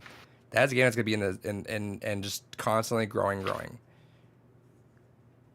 I don't see a world where Starfield tanks, and if it does, that Microsoft's fucked. Like they have to ensure that as a hit. It's not going to be, though. I'm willing to bet it's not going to be a hit. What's your definition of not a hit, though? Like, I don't think, phrased differently, I absolutely don't think it'll do what it would have been if it was multi-platform. Well, that's a given. I think at most, maybe within its first month, 1 million sales. At most. No, Game Pass again. Remember that it's about the Game Pass and it's about growth at this point. Like that's Microsoft's play. Yeah, but at the same time, like that's still a metric where that's the only way we as the consumer can see any actual metric to it. Sure, I'm sure there's a lot of people on PC and Xbox that'll, because they have Game Pass, be like, yeah, fuck it, whatever. But in terms of it actually succeeding as a sales unit, we're not going to see that. I think it'll do well on sure, fine. If we're talking about it explicitly from that point, there's a lot of games that honestly probably wouldn't have succeeded to the same extent they have if it wasn't for Game Pass. And that might be the saving grace for it, but that's also to say that if it wasn't for Game Pass, I don't think it would fucking succeed in any way, shape, or form. I want to see. Is there where's the place where you could see? I want to see if we can figure this out. I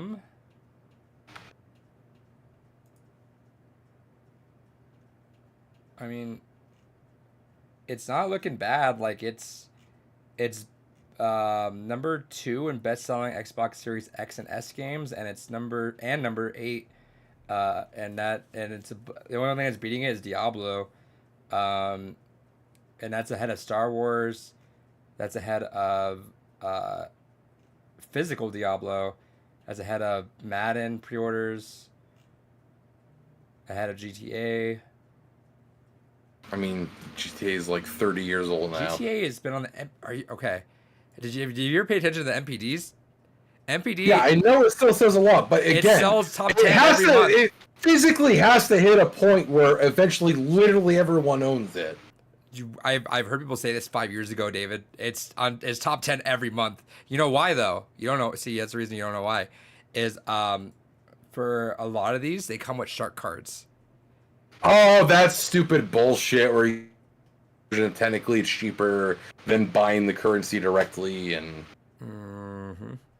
yeah, that I don't. It counts. It does. Like you can't, bullshit. Because you can't differentiate. No, that. that's fucking artificially inflating the numbers. Like, don't give a fuck. Okay, so where do Shut you? up But where do you stop? Though you literally can't differentiate that. Yeah, that's why I just don't fucking put it in the equation. I don't care. It's artificially inflating the numbers. I don't know. That game, even without shark cards, like it's still fucking insanely popular. Like, anyway, I don't know. I don't see Starfield doing badly unless it just got badly managed. I think that was the year delay. I think they just like, we need this to work. It cannot fail. And I think it's gonna be one of those Game Pass games, dude. Like, tell me who out of all the millions of Game Pass users right now, who wouldn't download Starfield just to try it? But you have you have that stuff that people are gonna give a shit about, dude. No one's gonna say, "Oh, the Elder Scrolls thing." Why? Because they're still playing Elder Scrolls. They don't give a shit. Yeah, but it's fine for Elder Scrolls. It's not fine for a brand new fucking $70 game. They're okay. So see, we're watching $70. Did you pay $70 when you're playing Game Pass? If you're playing that game, but again, the whole point is that we're talking about a retail fucking released $70 game.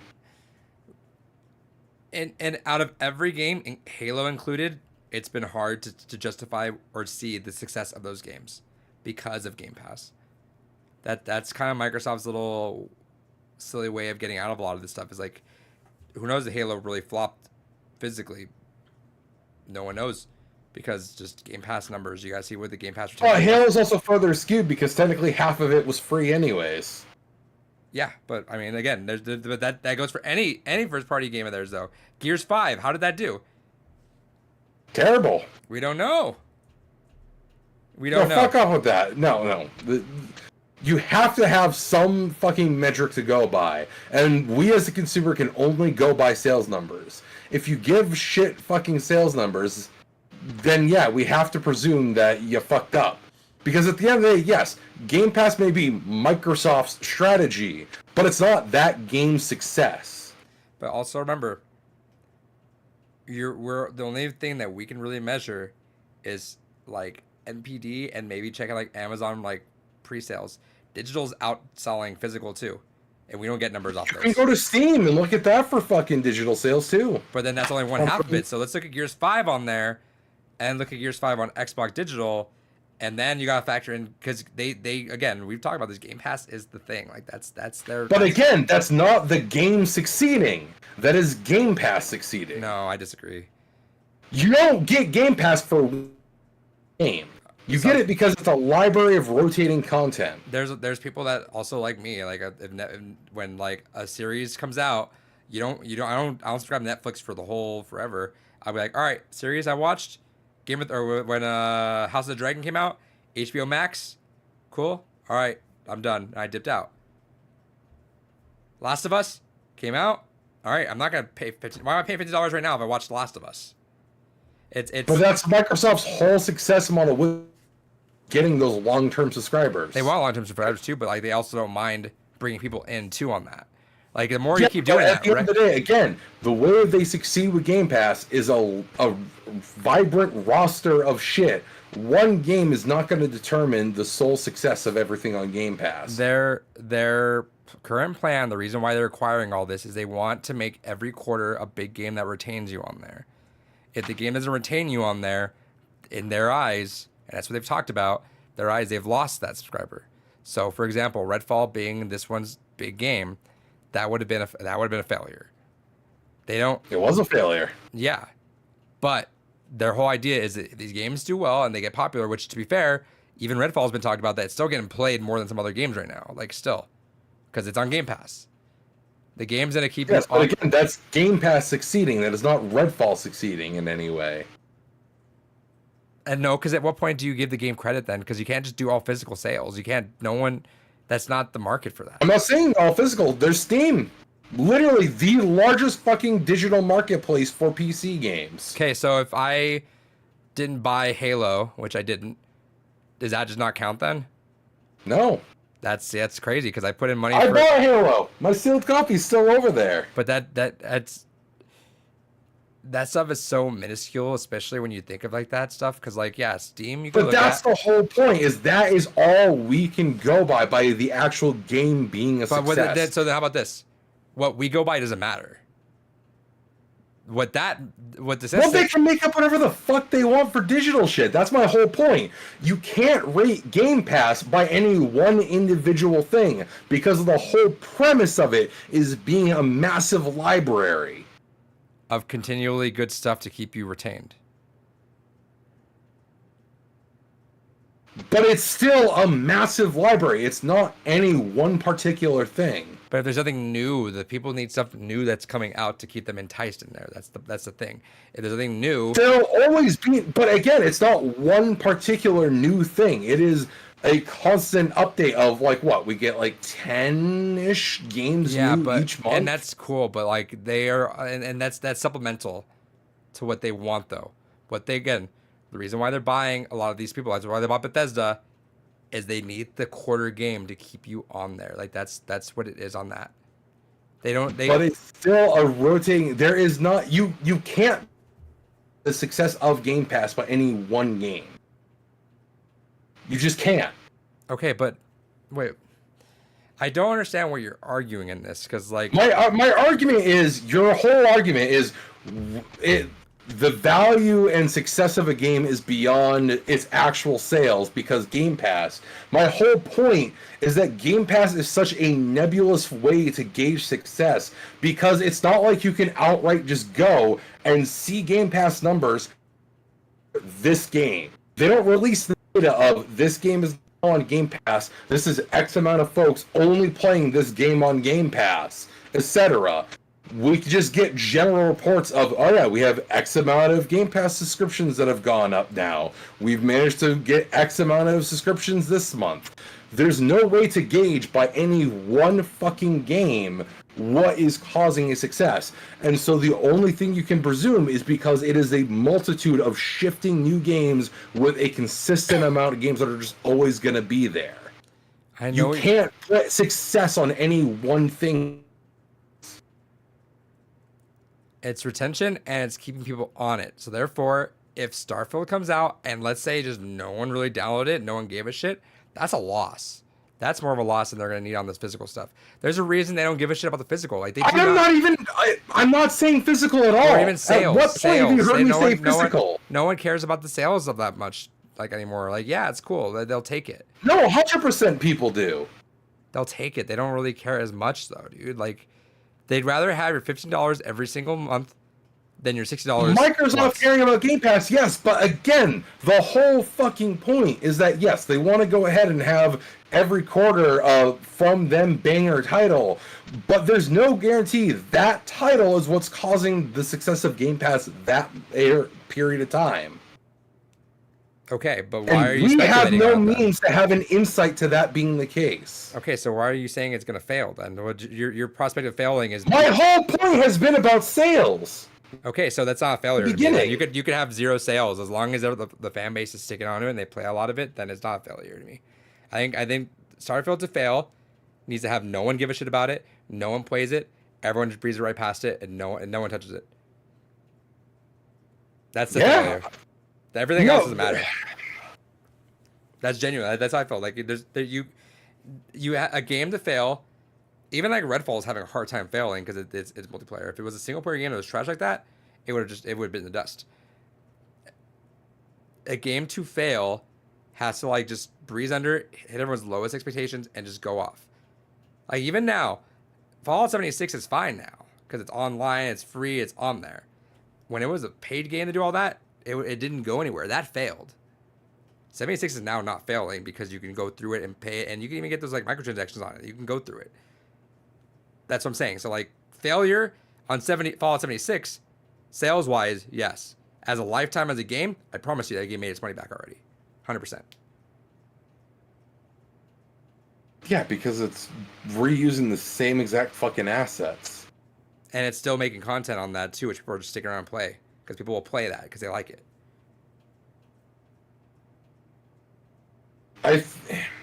I think you again we're arguing about two different definitions of success, so we're not going to get anywhere in this conversation. Right, because Microsoft gives a shit about what ultimately right now to you. I've said multiple only cares about Game Pass, but that doesn't mean that's again you can't judge a individual game success by Game Pass. End story. Like that's not a conversation. You can't judge it just by Game Pass. So we have no insight into that. So then your failure on Starfield, failure has to be by it sales. sells little and it doesn't do well because you can't judge it on sales solely too. Because you're saying, I get what you're saying. That is the only thing that you can actually measure by. The only thing you could see, but that doesn't matter what we can see. Ultimately, there's more stuff behind the scenes. So it's like, I could say that this thing does bad because I'm looking at the sales right now, but that doesn't mean shit. You can't. But that's my whole point, is you can't measure success by what you can't see. So then why are we talking about it then? I'm telling you this right That's now. my point! That is literally No, my but I'm point. standing by my point though. That your point right now, David, is you're saying that you can't make a point, but you're standing on the point saying, but I still say this. You're saying you can't judge a game based off only this, but you're still judging the game. I say I can. No, my whole point has been it's going to fail in terms of sales. That would have been my point from the beginning.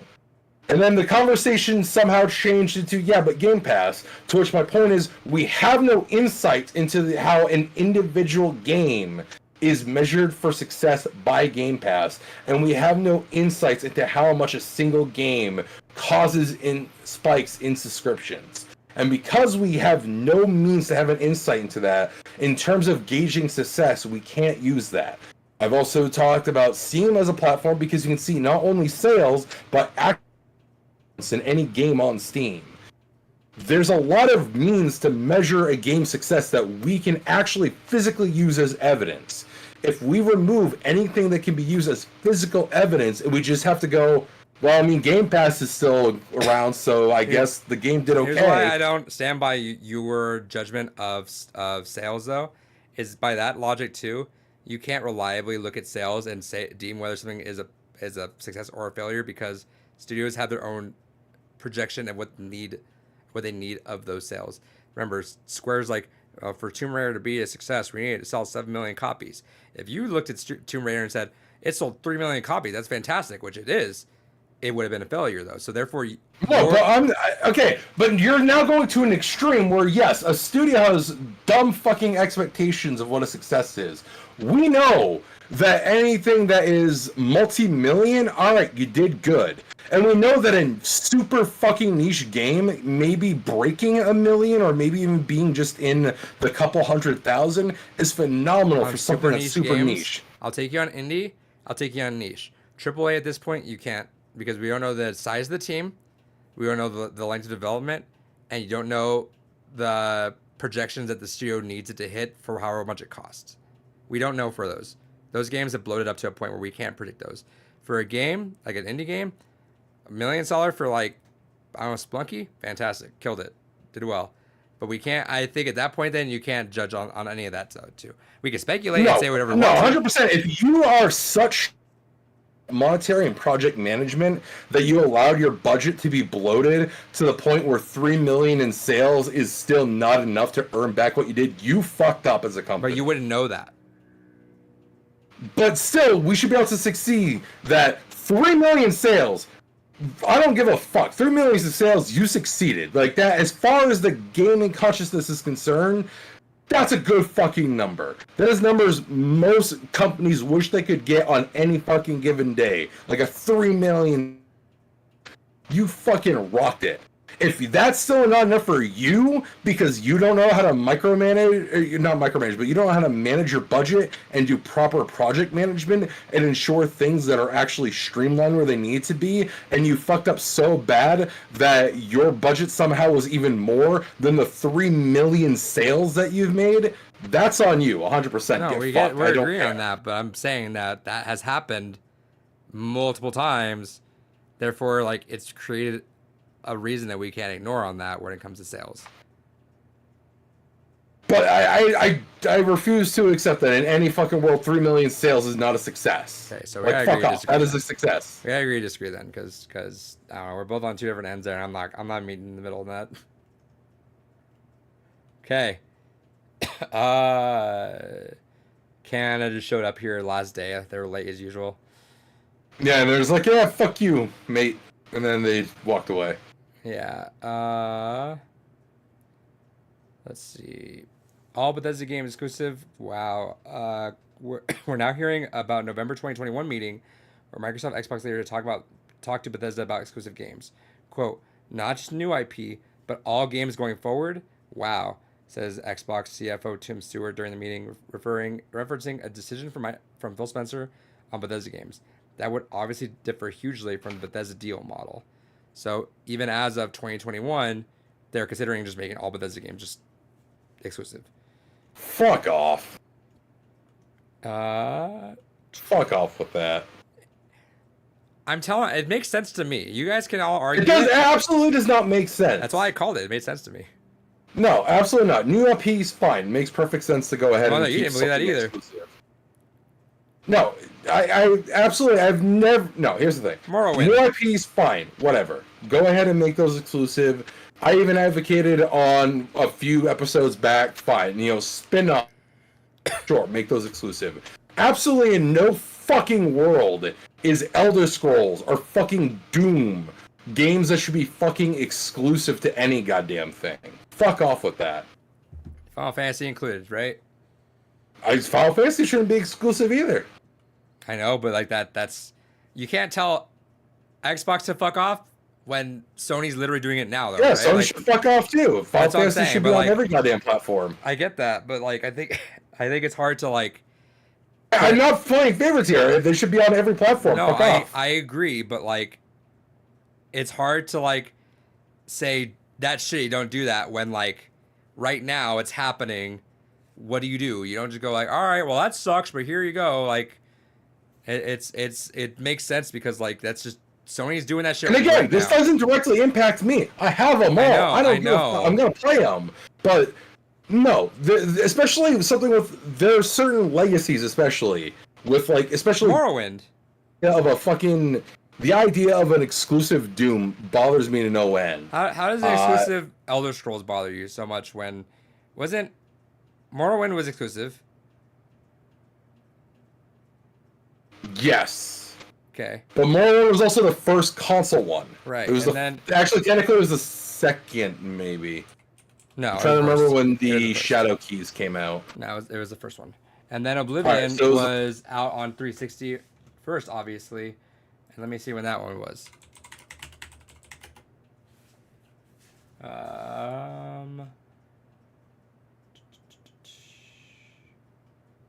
When did it release on PS3? Oblivion, Elder Scrolls, Oblivion PS3 release date. It came out 14 months after the 360 version. Because the 360 was out earlier. Yeah. But like, I don't know. Like, I think of all I think of all the stuff. I get that Elder Scrolls because it's the meme where it's like it's on everything. All of a sudden, it's weird. It's just exclusive. Elder Scrolls also out of all of them.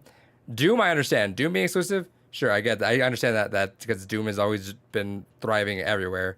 But like Elder Scrolls has had a history of that in some sort of fashion, so that's not the most egregious thing. But the thing is that Elder Scrolls started only on PC, and then it came to the original Xbox because it had a hard drive that could was more consistent. Every Xbox had some kind of internal hard drive, and it was able to go ahead and write data to it. Advantage of that, which is why we really didn't get on the PS2 because not every PS2 came with a hard drive. In fact, it was unless you were playing basically EverQuest or Final Fantasy 11, you had no real need for the fucking hard drive for the PS2. Hey, I might interrupt you. Sorry. Rashid comes to Street Fighter 6 July 24th. Hell yeah, a character that I will get but won't ever fucking play. Yeah, I gotta get that season pass. Anyway, sorry for interrupting you. It's one of those things that, like, yeah, okay, again, you know, came to Xbox original because, again, it had a hard drive we could take advantage of. Then with the next gen consoles, yep, went ahead, put out on 360 was the first console out, and every developer during that era struggled with the PS3's architecture, which was part of the delay for a lot of things coming to PS3, and also because that was a time where a lot of developers were paying for exclusivity left and right. I think Microsoft paid for a fuck ton of games to be exclusive for a limited time, so there was always like a year delay in between things once things really kicked off. But still, the second that there was parity between consoles, we eventually got everything everywhere for Elder Scrolls.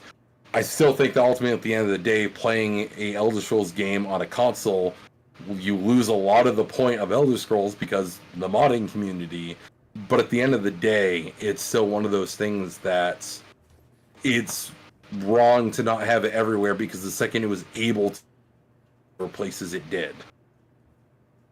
I mean, sure, but it was one game like that. Again, I respect that 100% on Doom though, but I could see that. I was like, as soon as I saw that Bethesda deal, I was like, maybe Elder Scrolls makes it out. Maybe Doom makes it out. Maybe everything else is 100% exclusive. I'd be shocked if it wasn't. Call of Duty does not make sense to me being exclusive. It never had a precedence being exclusive. It's not going to be exclusive ever. All right. Sorry, I'm also trying to watch this. Shout out to Elon Musk for that tweet limit. That's been a fun thing to go through this last week. Hell yeah. Also, the fact that it impacts your alerted tweets. So if you have a lot of people that are in your alerts, you can only scroll to a certain amount of them. What a fucking idiot. All right. I shifted the Xbox sales, which I hurry this up because I've been talking longer than I thought. Shifted Xbox sales. FTC does the strategic benefit of the deal include shift in the mix in how many Xbox consoles that are sold. Stuart, you're asking about the console ecosystem. There's a lot of things that go into that. The console, we're going to include any exceptions around share. If you're asking about the console ecosystem, share is included. Okay. Here's Xbox Game Pass strategies, Xbox Mobile Store, making up the Xbox financial gaps of exclusivity. Quote, let's calculate how much Game Pass subs and how much revenue you'd have to move over to Xbox to offset that gap. Xbox Game Pass would need to grow by 2 million subs a year to help offset COD exclusivity. Let's see. Nintendo Switch impacted Xbox Series S pricing. And they said, yes, at that point, wasn't Doom 3 exclusive to Xbox? It was. Forgot about that. See, David, it's coming back Doom home. 64. It's coming home. They all came around. It's coming home. Yeah, so that price, when you're considering playing FIFA or Minecraft on any of the consoles across platform, you have to make sure your price relative to the console there. Yep, that's fair. They said when it comes to mobile, they said we don't want to be an oil company when the world shifts to 100% electric cars. Let's see. Okay, scroll past that. They talk about how Minecraft is still a significant revenue driver, but it's because of PC. Okay, last page, and we're done with this forever until they decide what the outcome is. Which we'll talk about our final thoughts on here, but it is.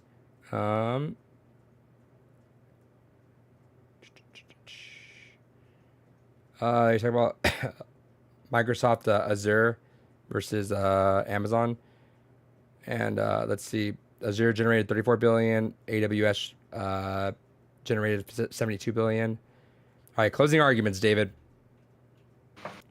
FTC's up first. Here's FTC quote: "Last Thursday, we promised to provide the court, the evidence in this hearing, which show that the FTC has raised substantial questions about the proposed transaction. Substantial questions about whether this transaction would cause anti-competitive effects. All the evidence is showing, Your Honor, that Call of Duty and AAA games in particular drive games. The majority driver, by far, that's the synergies from Microsoft come from driving users to engage and join Game Pass because they understand the value of this content." Judge Corley wants to know which Bethesda game is comparable to Call of Duty. FTC says The Elder Scrolls. FTC also argues Call of Duty is quote, so exceptionally valuable and so unique. Okay. Judge Corley wants to know what the harm of consumers would be if the merger goes ahead. FTC, if the merger goes forward, and if you believe that Microsoft has the incentive to advantage its own platform, there will be content, there will be timing issues, there will be exclusivity that benefits Xbox and not the PlayStation. Judge Corley, aren't we just talking about Call of Duty? Sony just acquired another publisher, and they make a lot of stuff exclusive. You've told me this has really to do about Call of Duty. How's that going to drive? Judge Corley says, if Sony had to deal with Microsoft for Call of Duty, would we be here right now? FTC says, I think we would still have an investigation. Judge Corley, that's good, but here on the preliminary injunction, FTC, we would be here because of concerns about the other markets. Judge Corley, outside of that console market, okay, that's fair. The FTC lawyer is fucking stupid. I love the judge calling that out. Hey, I thought we were talking about fair. You just sounds like just a Sony fanboy, honestly. FTC, Judge Corley is questioning yada yada. Judge Corley references 62% of all PlayStation owners don't play Call of Duty at all. Quote, they're not going to miss it. The foreclosure won't affect them. Judge Corley, how do you decide that Call of Duty is so important to them? FTC struggles to respond and references Jim Ryan's testimony instead of answering the question related to Dr. Lee's testimony. Quote, that's not what I asked, unquote, says the judge. Judge Corley is really fixated on Call of Duty here. Another FTC lawyer has stepped in and tried to help and explain. Jesus. I was loving this part. New FTC lawyer tries to bring his closing argument back on track. Quote, what's tricky about this case is that you have to look at specific data for each game, he argues. Judge Corley wants to know about what is it about Call of Duty that they abandon their console of choice and buy an Xbox. FTC, if someone's spending $70 on Call of Duty, they'll likely value that much more. Once they lose that, because they no longer have access to the game on the platform, they have to make a choice. The FTC argues that the choices for forego a game and play on another platform might own if they have an Xbox, have to go buy an Xbox. Quote, this results in a share shift to Xbox, says FTC. Judge Corley wants to know how you calculate that number of people would switch to Xbox.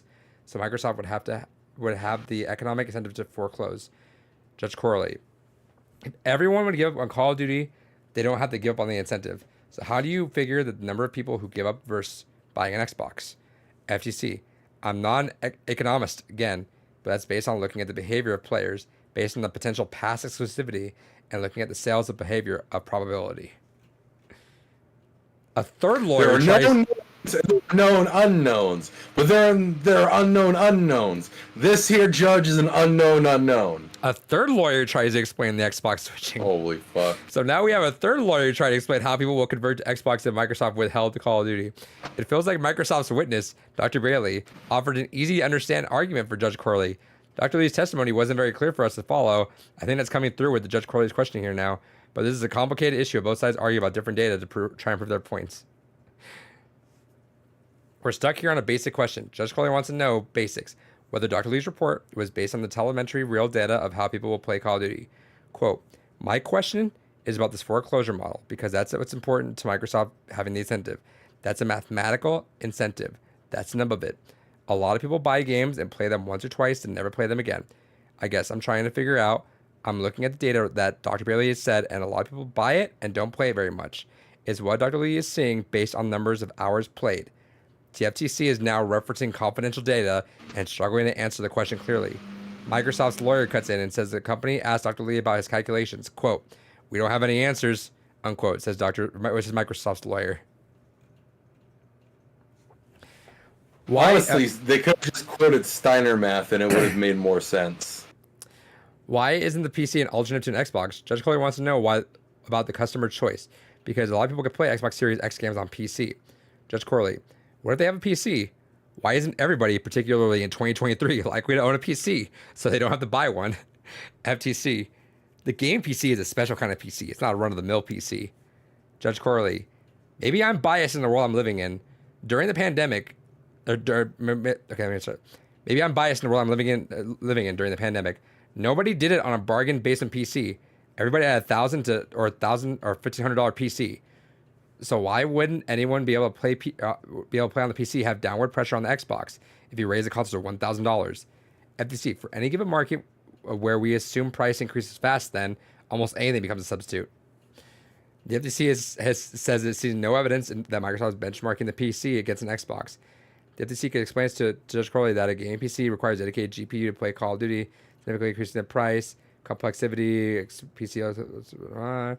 FTC can also argue and easily cite data that shows the vast majority of PC are laptops, which don't have any ability to play Call of Duty. Instead, they're going around in circles on basic questions where Judge Crowley is trying to understand simple stuff. It's almost as if the FTC doesn't understand the game market is trying to define. So fucking dumb. David, are you ready for your favorite part of this whole thing again? Sure. Nintendo Switch argument time. I knew the Nintendo argument would come back once again. Judge Corley, why is the Xbox Series X or S priced at $299? The FTC calls back to CFO Tim Stewart with evidence that Microsoft has tried to get an entry-level Gen 9 system. He says, quote, when they're pricing it at launch, they didn't even try to triangulate where the Switch, or they didn't say, let's try and triangulate where the Switch is. Even if, Your Honor, there is some substitution on the Xbox Series S, we don't think that it's enough to defeat the market we put forward. Microsoft's lawyer cuts in and says that Judge Corley gets it. Judge Corley, quote, unquote, gets it. And that the $299 price shows that they compete the consumers making a choice in a store like Best Buy.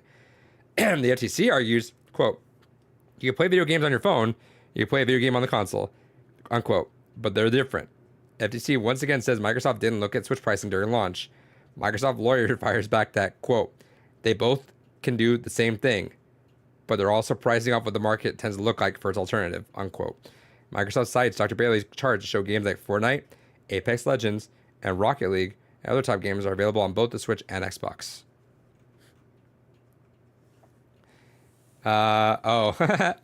They did say that, let me quote, they did say that Elder Scrolls 16 is set to launch 2026. Okay. So that was a fun little flub of just things there. They had to go and one of the lawyers step in and be like, okay, so we're with the correct some phrasing there. That's not happening. It's not 16. They meant Elder Scrolls Online. They meant something else. Sure. Judge Corley is still focused on Call of Duty. Judge Corley. All this, let's see. All this for a shooter video game? For this one game. FTC. I completely understand where you're coming from. On the other hand, our responsibility over the other side of the room and the government is not to make a value judgment about the market. It is to protect competition in the market. Judge Corley. It's the game, but of the people that care so much that they would actually switch to an Xbox that they wouldn't otherwise? FTC. It's not about switching. The harm to the PlayStation person has Call of Duty. So they wake up after this deal closes and some new characters only on Xbox. It's not that the person is going to switch, it's that the person's experience as the value they pay for has been degraded in some way. Judge Coley then asked the FTC asked what the FTC says to PlayStation Chief Jim Ryan, saying, quote, there's nothing anti-competitive to making Star whatever exclusive. Jim Ryan, ladies and gentlemen. I love that. The FTC doesn't know the basis of why Ryan was upset. quote, because he does the same thing, unquote, says Judge Corley. I love that. That's so fucking funny to me. Jim Ryan. There's nothing I can upset about it. Okay, why wasn't he upset? Why was he upset? We don't know. That's because it's the same thing. Fucking dumb. This is all dumb.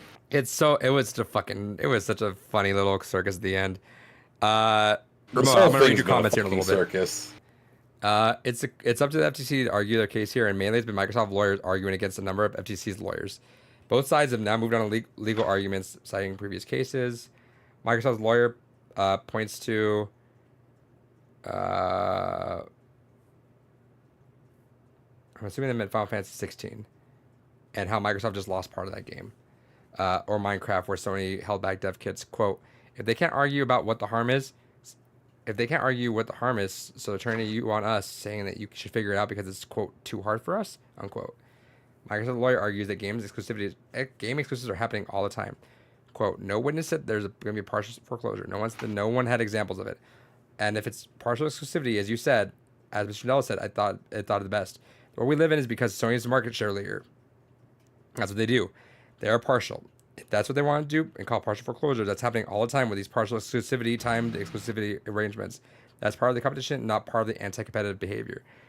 If you see points to evidence, Jim Ryan's testimony about partial foreclosure and the quote, the harms for example, of Sony in terms of optimization, unquote. Judge Corley wants to know what the harm is. Quote, it's not the harm to Sony, it's the harm to the consumers, says the FTC. All right, don't need So dumb. Cloud. Don't need cloud stuff. I'm over the cloud. Don't need to talk about NVIDIA.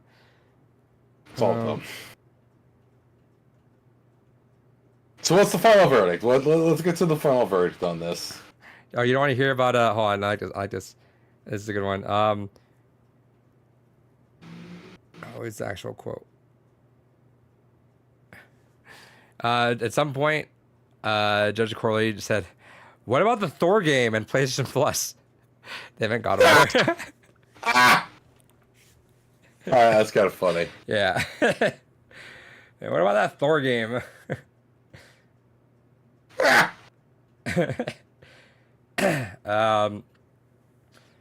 Judge Corley says, quote, we wouldn't be here if Microsoft made Call of Duty. It's the purchasing right. We don't benefit from buying each other up. We benefit from keeping things separate and therefore incentivize people to create themselves. Quote, Microsoft said, quote, that's not true. We want smaller groups to create content, right? And the fact that someone purchased, and they're not small anymore, Activision, they produce content that everyone else wants to buy it and distribute it. That someone else wants to make more content, and that's the art of that's going on, whether it's movies, games, television. No one says that if you don't have this one game or this one television program, you can't compete. All right, and then they finish it up, and all the judge says as a joke at the end says, no more Sharpies, because that's what someone tried to use when they tried to redact some of the documents. They tried to use Sharpie, and that did not work out. Well, so it's over currently. Judge has since then been making their deliberations. They're working on that.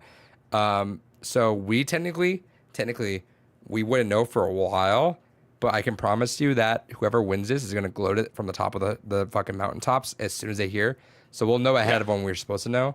So we'll hear from Microsoft or FTC sometime. I'm not sure how soon, but like the judge's reaction, I genuinely would be shocked if Microsoft doesn't win this. The FTC needed 3 lawyers to explain something. Like it was the funniest Still thing. Succeed. This is so funny. It's like one lawyer's upset, and lawyer's like, what? It's like, all right, look. This is what's happening. All right, hold on. Never mind, my friends. Here's what's actually happening. I'm like, dude. And the lawyer on Microsoft's side, the one lawyer's like, Like, they're literally fucking doing it. Look, it's a goddamn Phoenix Rice case where... No, there's extra evidence Nick forgot about. And then the fucking ghost of Maya takes over Phoenix. But wait, your lawyer, there's one other thing. Someone just walks up to the stand that you never even met before. Someone should make an FTC Microsoft Phoenix Wright mod. That'd be hilarious. That's a free idea out there. Whoever wants to do it, that's a Blue Ruby freebie. I hope you make millions. All right. Be sure to credit us. That's the end of it. My voice is still somewhat alive, so shockingly. David, what? I know the whole thing was a clusterfuck. What do you actually like? What's your active like? what do you see out of all that we've been given? We gave a lot of data, but like, what do you learn? What do we actually like see out of this seriously wise? Seriously wise, these lawyers are all fucking clowns. That is a serious is what I opinion, though, see too, out of to be it. fair. Seriously, they're all fucking clowns. This was a gigantic waste of time. The whole point of this is predicated on the fact that Call of Duty is too big for any one company to own because it's such a monolithic fucking franchise. Fuck off.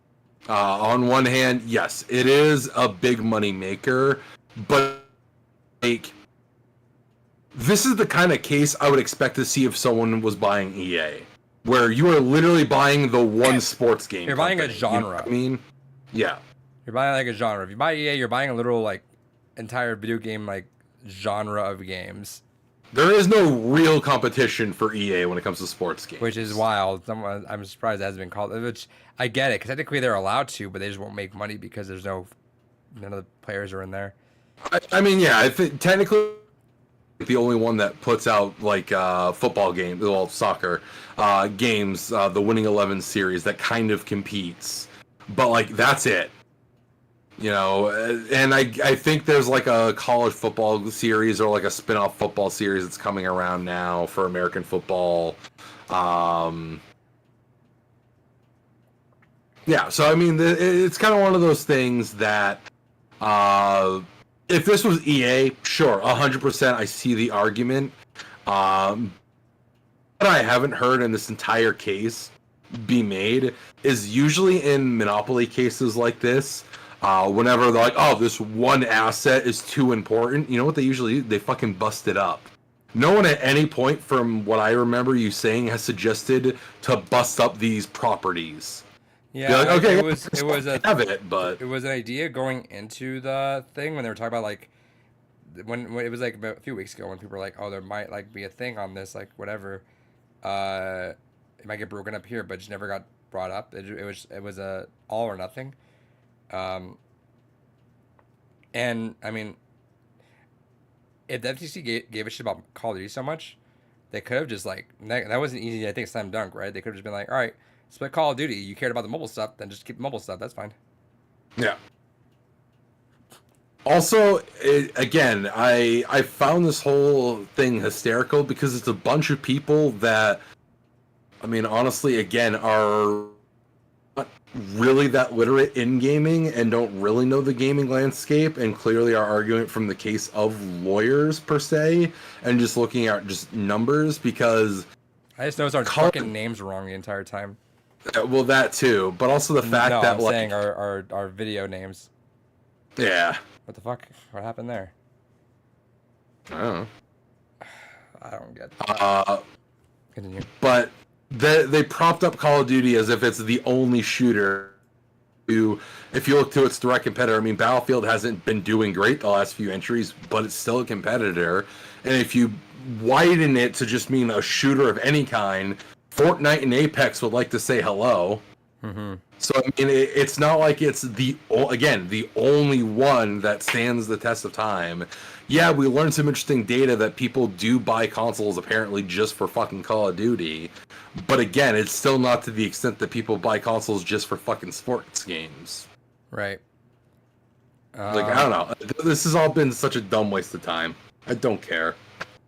I don't care if Microsoft wins. I don't care if they lose. I just want it to be done with. I'm tired of hearing about it.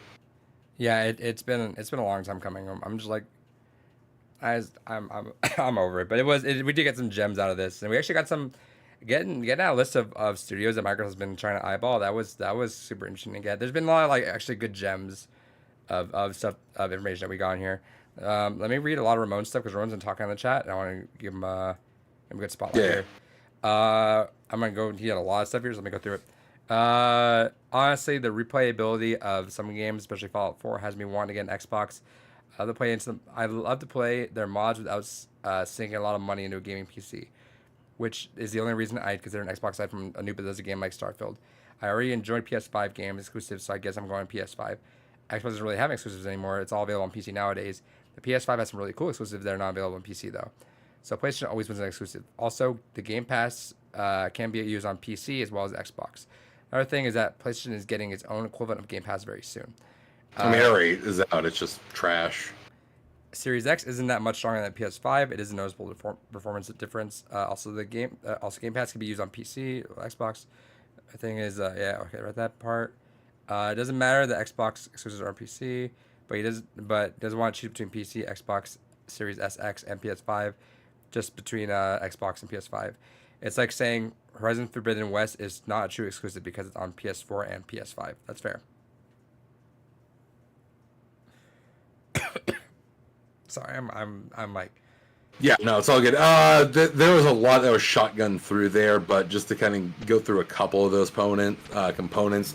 Yeah, if you can only pick one platform, if you have to choose between just a gaming PC, just an Xbox, or just a PS5, or we'll throw it in there, even though the lawyers for the FTC don't think Switch is a competitor, we'll throw that in there as well, the Switch. Honestly, I think between all those, it's dumb not to get a gaming PC. Now that graphics card prices have set, crypto mining has fucking shit itself, thankfully, finally. You can get a good mid-range gaming PC for about $500, and a mid-range gaming PC is going to be on par with the current consoles. You don't have to go super high-end like my rig is, minus my graphics card, which probably next year I'll be upgrading my graphics card anyways to the newest version that AMD puts out. Or I might even just save a little bit and get the X7900. But it's still one of those things that nowadays, because graphics card prices have come down so much, a mid-range gaming PC will perform just as well as a Series X and a PS5. And if you're talking about exclusives, I mean, you kind of have to talk about it from the perspective of what are you playing on that console that you're not getting on others. And you bring up a good point. A lot of what's on Game Pass is on PC. PC also has a history of fucking years of games that only exist on PC that don't exist on other platforms. PC is the big exclusive machine. Yeah, it's a big exclusive machine. And it's an exclusive machine that, yeah, there's some bits and pieces of gaming history that really only run during the era they came out, and especially anything like in the older days that require like a Voodoo graphics card or something like that. But between modding communities and things like that, most games will run from, you know, DOS. Now there's a lot of games you can get running on a modern fucking PC. Whereas, yeah, Series X and PS5 have some backwards compatibility and baked into them, but it's not that same level of extent. But if you want to even just argue strict console versus console, I'd argue, honestly, that the Switch is the better deal. 100%, you save $200 off of the top end of those two. You have a massive library of unique experiences that you're not getting on those other consoles. And unlike those where a lot of their big titles you can still play on PC. Spider-Man's on PC. The first Horizon game's on PC. The first God of War of the remakes is on there. Yeah, they'll all eventually make their way to PC. Yeah, the Switch is the only one that stands out more uniquely. Wow.